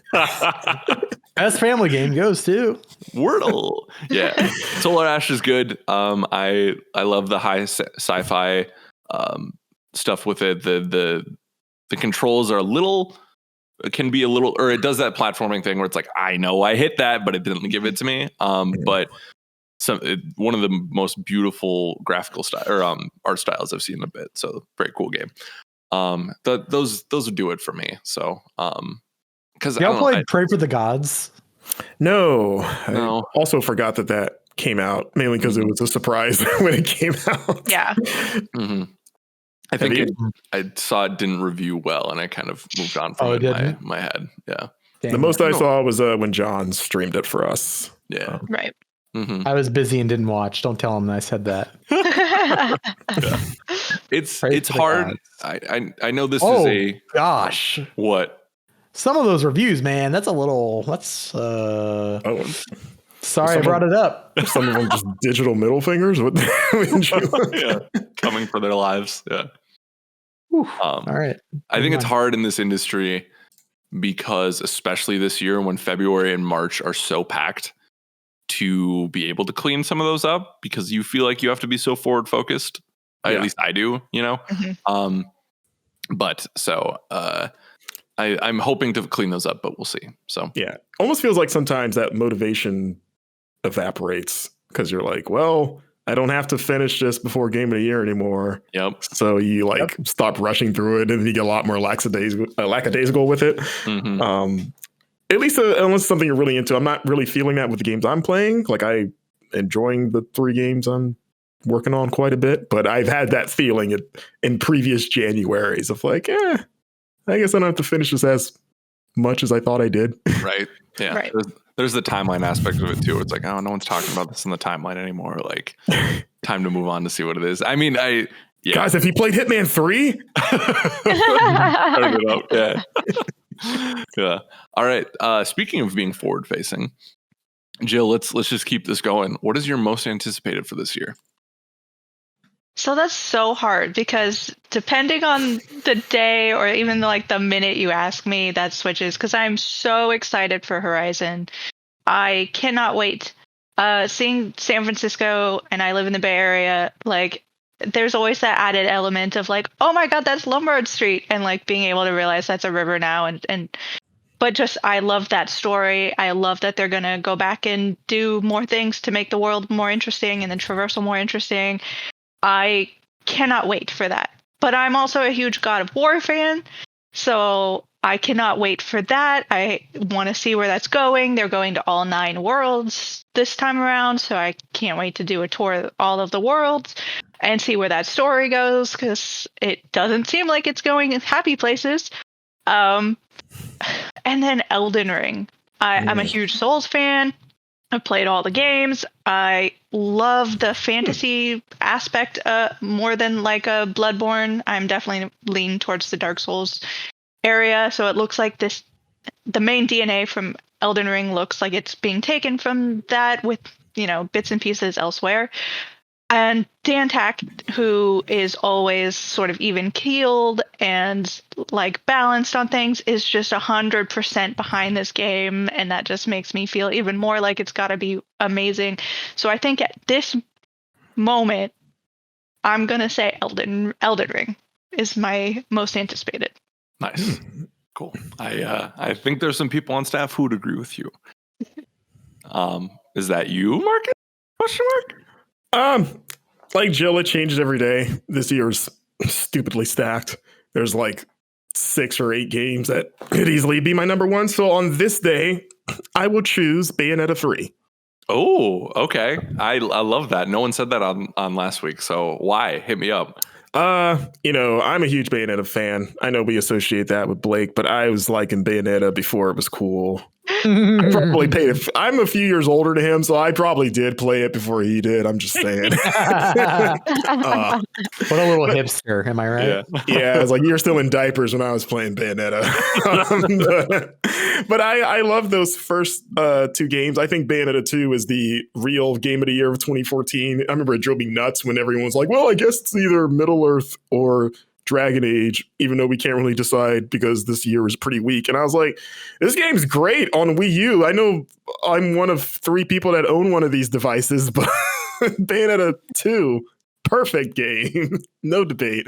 And I've wanted this game for a long time, like many fans, and has been bummed out for just the years of silence. But now that it seems like it's for sure coming out this year, and we got to get a good look at it, that Nintendo Direct, it looks like basically what I want. I'm a little concerned about how it'll run on Switch at this point, but at the same time, it was built for the Switch specifically. So, that gives me hope. And Bayonetta 2 ran like a dream on Wii U. So I think Platinum at least has kind of mastered Nintendo's hardware. But yeah, I want that game. I love stylish action games like that, like Devil May Cry, Ninja Gaiden, God of War. That's just my bread and butter. So Bayonetta 3 looks awesome. Give it to me now. Tomorrow. Right now. Come on. Platinum. Not like you in like 50 other games you're working on. Yeah. Like we gotta get this Babylon's Fall out the door first, and then we'll come to it. Babylon's Fall. Yeah. Fall. Yeah. Is that just real quick? Am I the only one that thinks that we're going to be looking back at Babylon's Fall at the end of this year and going, remember Babylon's Fall? Like, already doing that. Truly the biomutant of 2022. Yeah, like, is that just the inevitable destiny of that game? Because I can't help but shake that's exactly what's going to happen. It's going to come and go. And then someone's going to go, wait, do you mean Strangers of Paradise, the Final Fantasy game? They're like, no, Babylon's Fall. See, I think that game has the potential to be all right. Because that game actually plays pretty good. Tack is high on it, too. I can't believe it. Yeah, I played that first demo. I was like, this is fun enough to where, like, I'll put up with this stupid story to play this, and the stupid story is like fun in a dumb way. But like, I haven't played Babylon's Fall, but reading some of those early previews, it's like, ooh, like there seems to be no goodwill coming to this game. So, and it seems too soon to fix anything because it's like March. Mm-hmm. Yeah. Well, here's hoping. Yeah, that is not my most anticipated game of the year. The other Platinum game is Bayonetta. Just to set the record straight there. I appreciate that. Yeah. Alex, I know you were on last week's show, so we can be quick. What did you say for the people who didn't hear? I don't know what I said, but I'm gonna change it today. Okay. It'd be great if you said the same thing anyway. And you forgot. Just running off the list real quick: Elden Ring, Breath of the Wild 2, Dying Light, Stalker. Probably any day could take my number one. Today, though, I'm picking Somerville by the co-creator. Well, not ex, they made it. Co-creator of Inside and Limbo. Their new studio. Somerville is the debut title. Looks freaking cool. I'm excited for that game. Yeah. You got that Jay Guisao in your head now, and I love it. Yeah. Because that was his most anticipated. Yeah. Cool. I know for me, mine doesn't change. It's God of War for everything Jill has said, and I cannot wait to see where they take that story, because there's some really, really, really cool stuff in Norse mythology that they could hit on with the characters they're introducing, and that combat is just it's A+.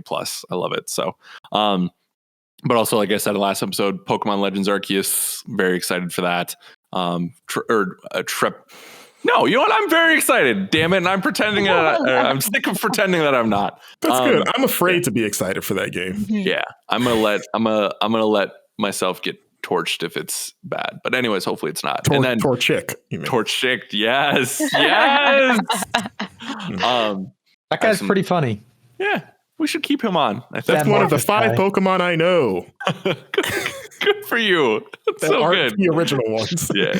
And then I want to shout out Cult of the Lamb, because I cannot wait for that game. And I you're want real pumped for that. I'm just weirdly, we talked about it on the podcast, last week's podcast for most anticipated 2022. And I remember watching it. We were doing a live stream when it came up. And so I was like, oh, that looks really cool. But when you're live like that, you don't have a ton of time to process what it's actually doing, you know? And then I'm not exaggerating either. I went back and watched the trailer like 6 times after that podcast, because the soundtrack is so good in that 2 minutes already too. I was vibing, and the visual style of it looks so good. So even if the gameplay is not necessarily my bag, like I'll still bump the soundtrack on Spotify, because it's like hip hop beats mixed with like ethereal, like culty vibes, and I don't know, I'm just like, why does this slap like so hard? I don't know. I mean, that game looks cool. I'm really excited for that. Yeah. So yeah, it's next year's, and obviously there's a lot of other great stuff, but I think that is the consensus right there. So cool. Next one. Jonah Abraham over on Discord says, what, pray tell, is your New Year's resolution for gaming? This is a good one. This is actually something I thought about doing a whole show on, so I'm happy someone asked. So I don't know, did anyone think of one right off the top of their head that they want to go with? Jill? So I happened to write an article, if anyone would like to check it out, on games that would help me with my New Year's resolutions. And like most people, one of the top level things is to be healthier. So I am jumping into Pikmin Bloom, which I originally did impressions on when it came out. And it is an absolutely charming exercise app. It's not one of those things where, like with Pokemon Go, there is a certain element of like, this is a game that then gets you outside. It really is a game that is like, if you are exercising, this is an exercise app for you. And it's just really like, if you are all a fan of Pikmin and that franchise, like it is really charming to have these little cute little boppy guys following you and like making little noises and feeding them nectar and stuff.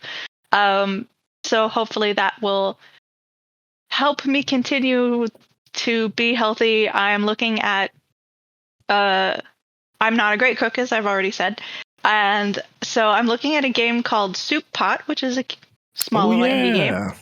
And it looks like you're going to be taking like real life recipes and figuring out how it all works in the virtual world. So maybe I can transfer that into being healthier eating for actual real life before I have to worry about burning down my new house. So, Jill, have you played a Hot Pot for One? I have not.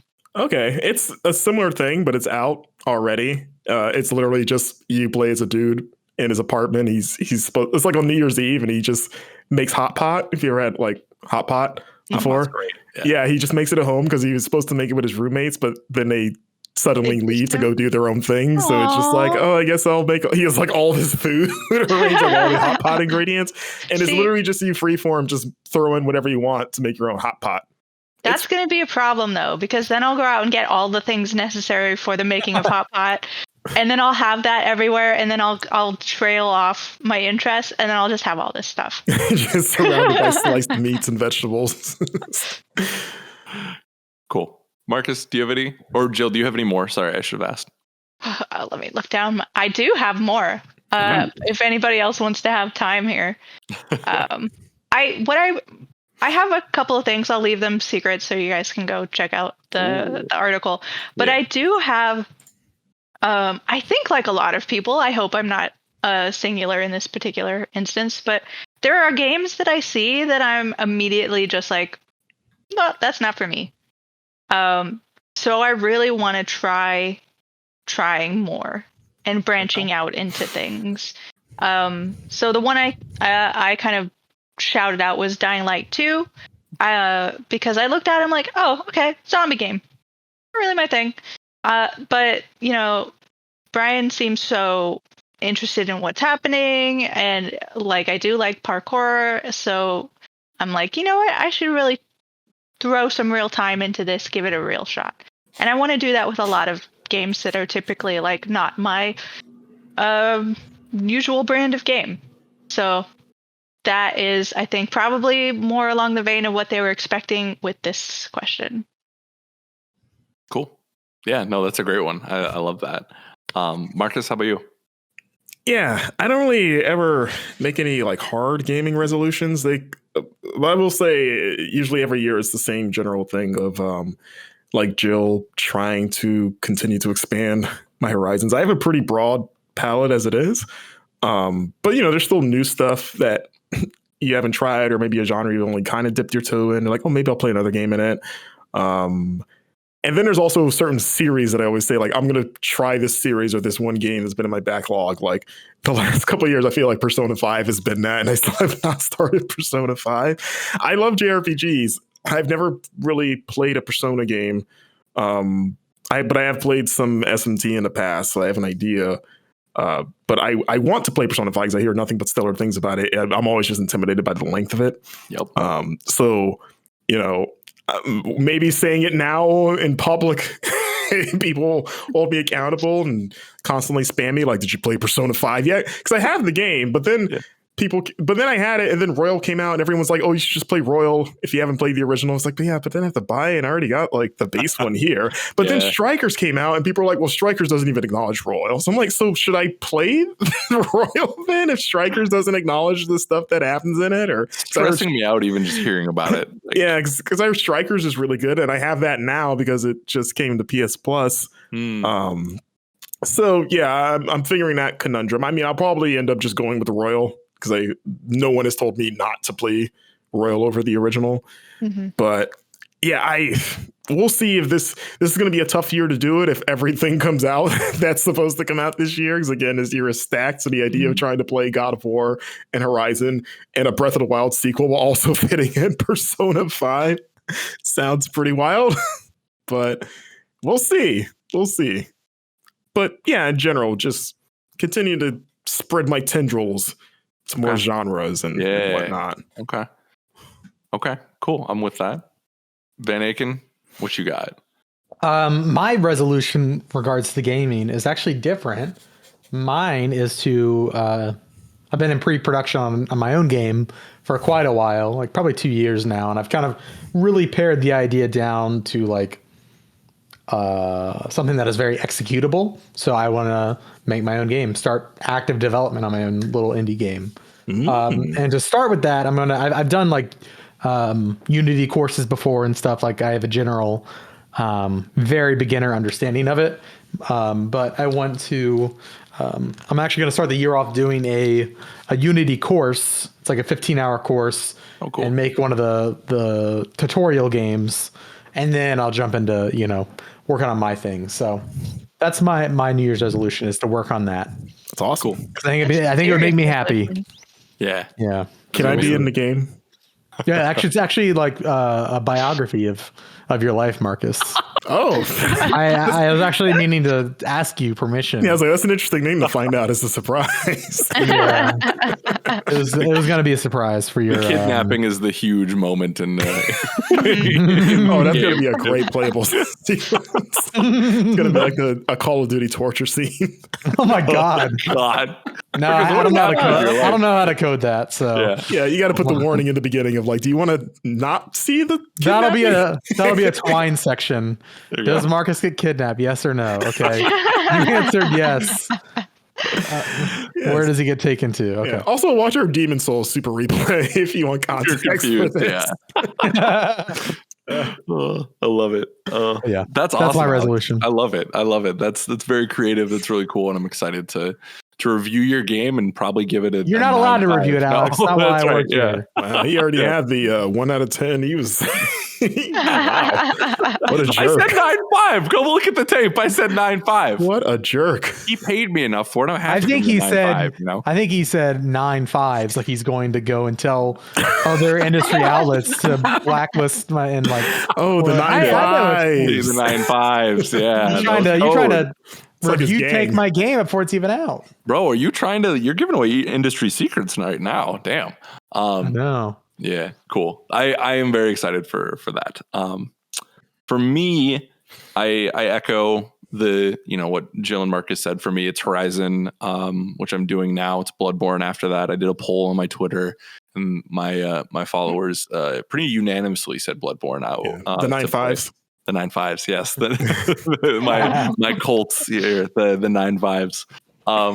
And I have a bunch of other ones. Like I have my like never have I ever list of like Resident Evil 4, Final Fantasy 6, like Uncharted 3 and 4. Like so I definitely have a thick backlog to tackle. So I want to do that, which kind of coincides.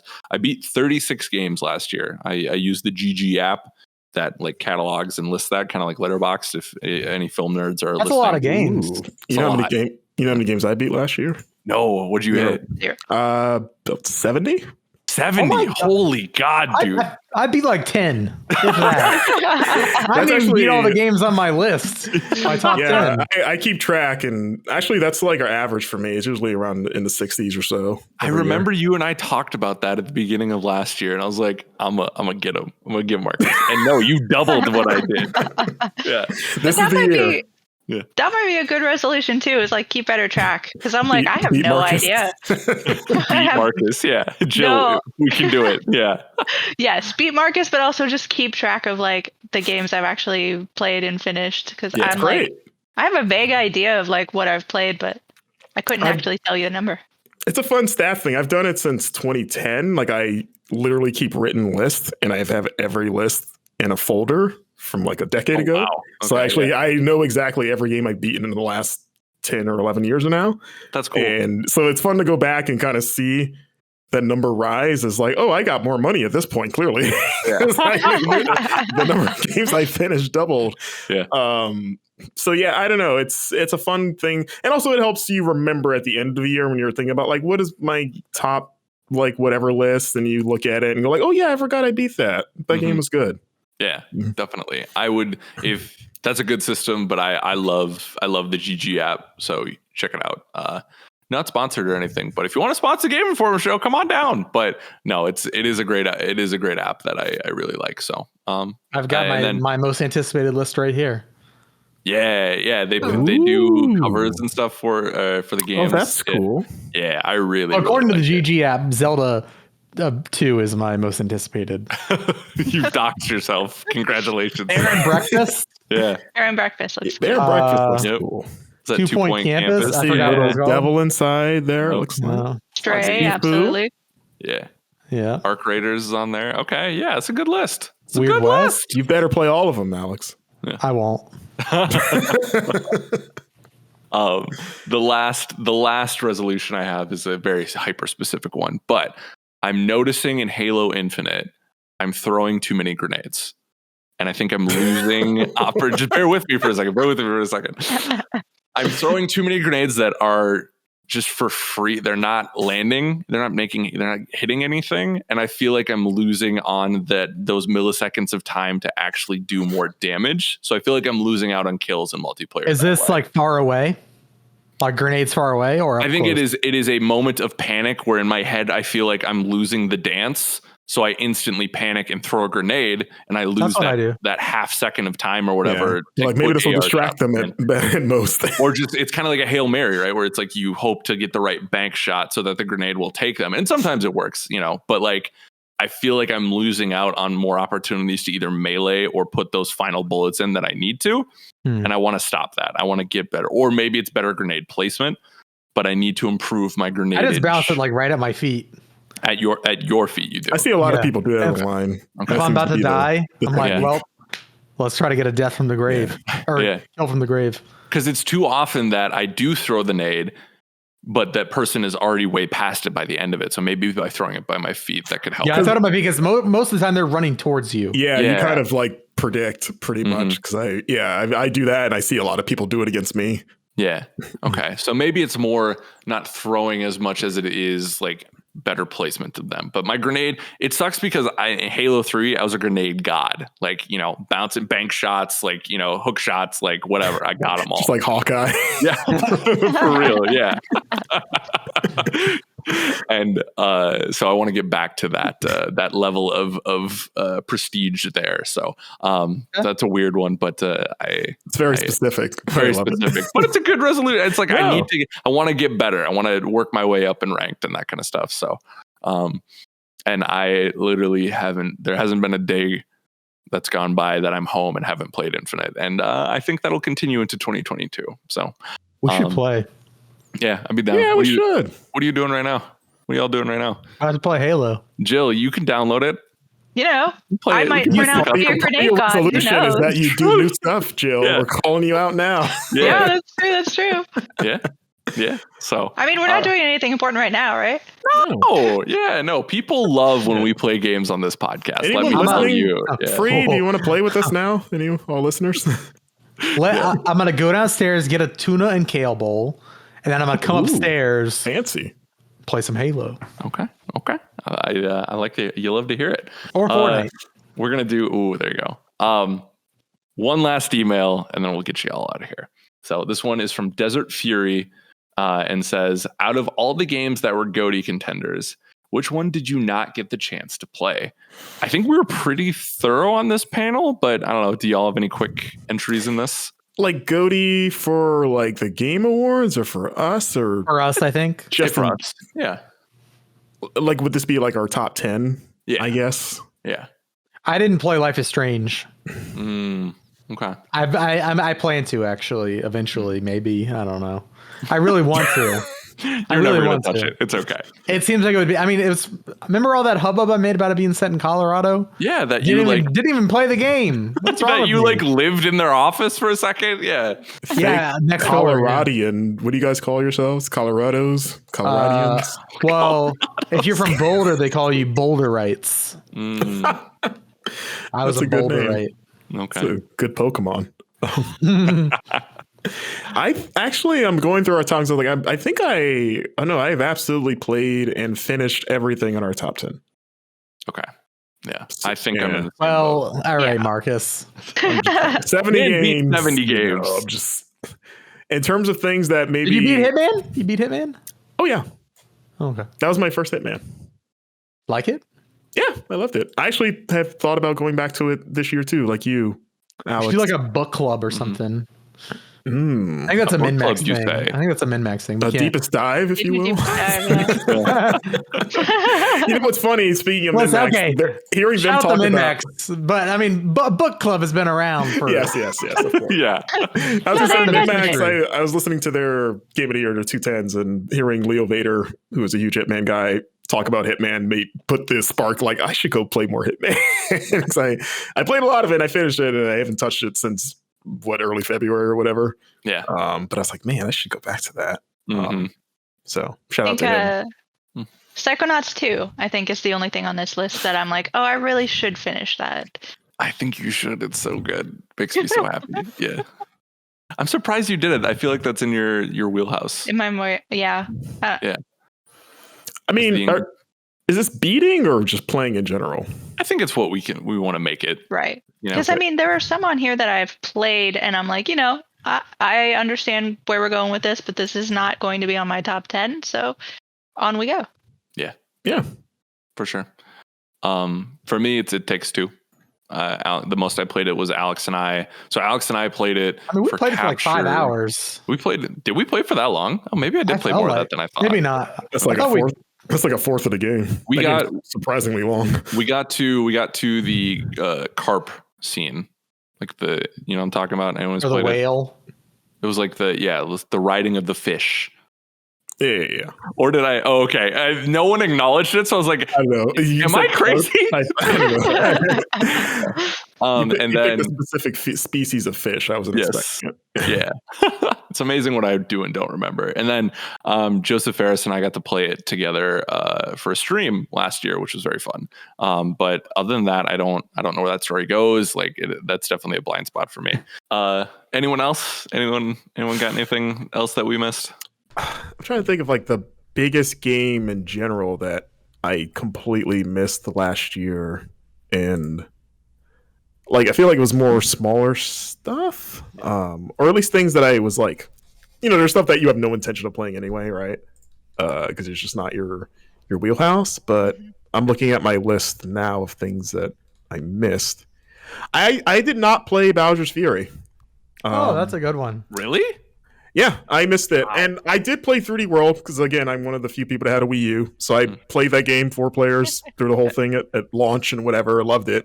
So maybe that's why I wasn't rushing to get this one, because it's like, I already played this game. But then hearing how good the Bowser's Fury expansion was, it's like, okay. But then it's like, do I want to play $60 for like just the expansion part, basically? Which I've heard is not that long either. It's like so 4 or 5 now, hours but then it's max, or maybe 2. And I can't even use the thing like, wait for a sale because this is Nintendo.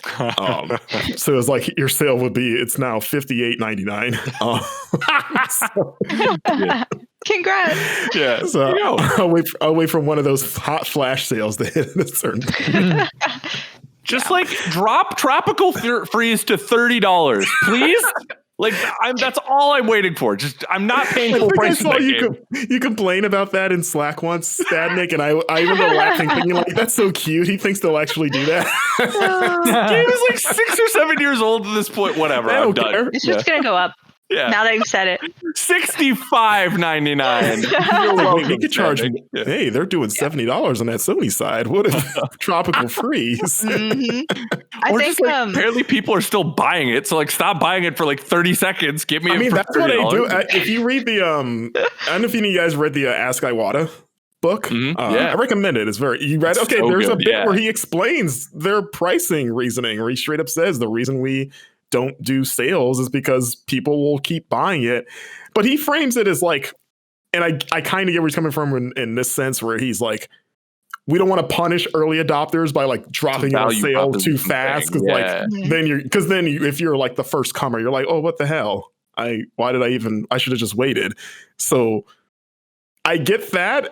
I'm usually an early adopter with Nintendo stuff, so it's like, yeah, I guess that makes sense. And as a businessman, if you can get away with that price, then why not go as long as you can with it? It sucks for us, but it's like, I get it, especially if the numbers keep showing like, people are willing to pay $60 for this 8-year-old Donkey Kong game. I feel like that's the same excuse. We have to end the show, but I feel like that's the same excuse as why people are like, we shouldn't cancel student loans. I paid my student loans off. Like, I don't give a shit. Sorry, Alex, but I don't give a shit if you paid off your student loan or if I paid them off. Oh yeah, pay them off for everyone. I don't care that Alex got Splatoon 2 for like $40 and I got it for $60. Yeah, that's a whole other argument. Like Donkey Kong is not the reason I can't make my rent. Oh my goodness. Let's get us out of here before we get any more off the rails here. So, ladies and gentlemen, thank you so much for watching the first GI show of the year. Y'all have been doing a great job giving us feedback in Discord. We appreciate you, but anyone who's listening or watching who's not in our Discord, we love your feedback. At the start of the year, I really want to know what y'all think is working well, what is not. So be sure to, DM me on social media or check us out on the Discord or hit us up on the podcast email, which is podcast@GameInformer.com. We love the support.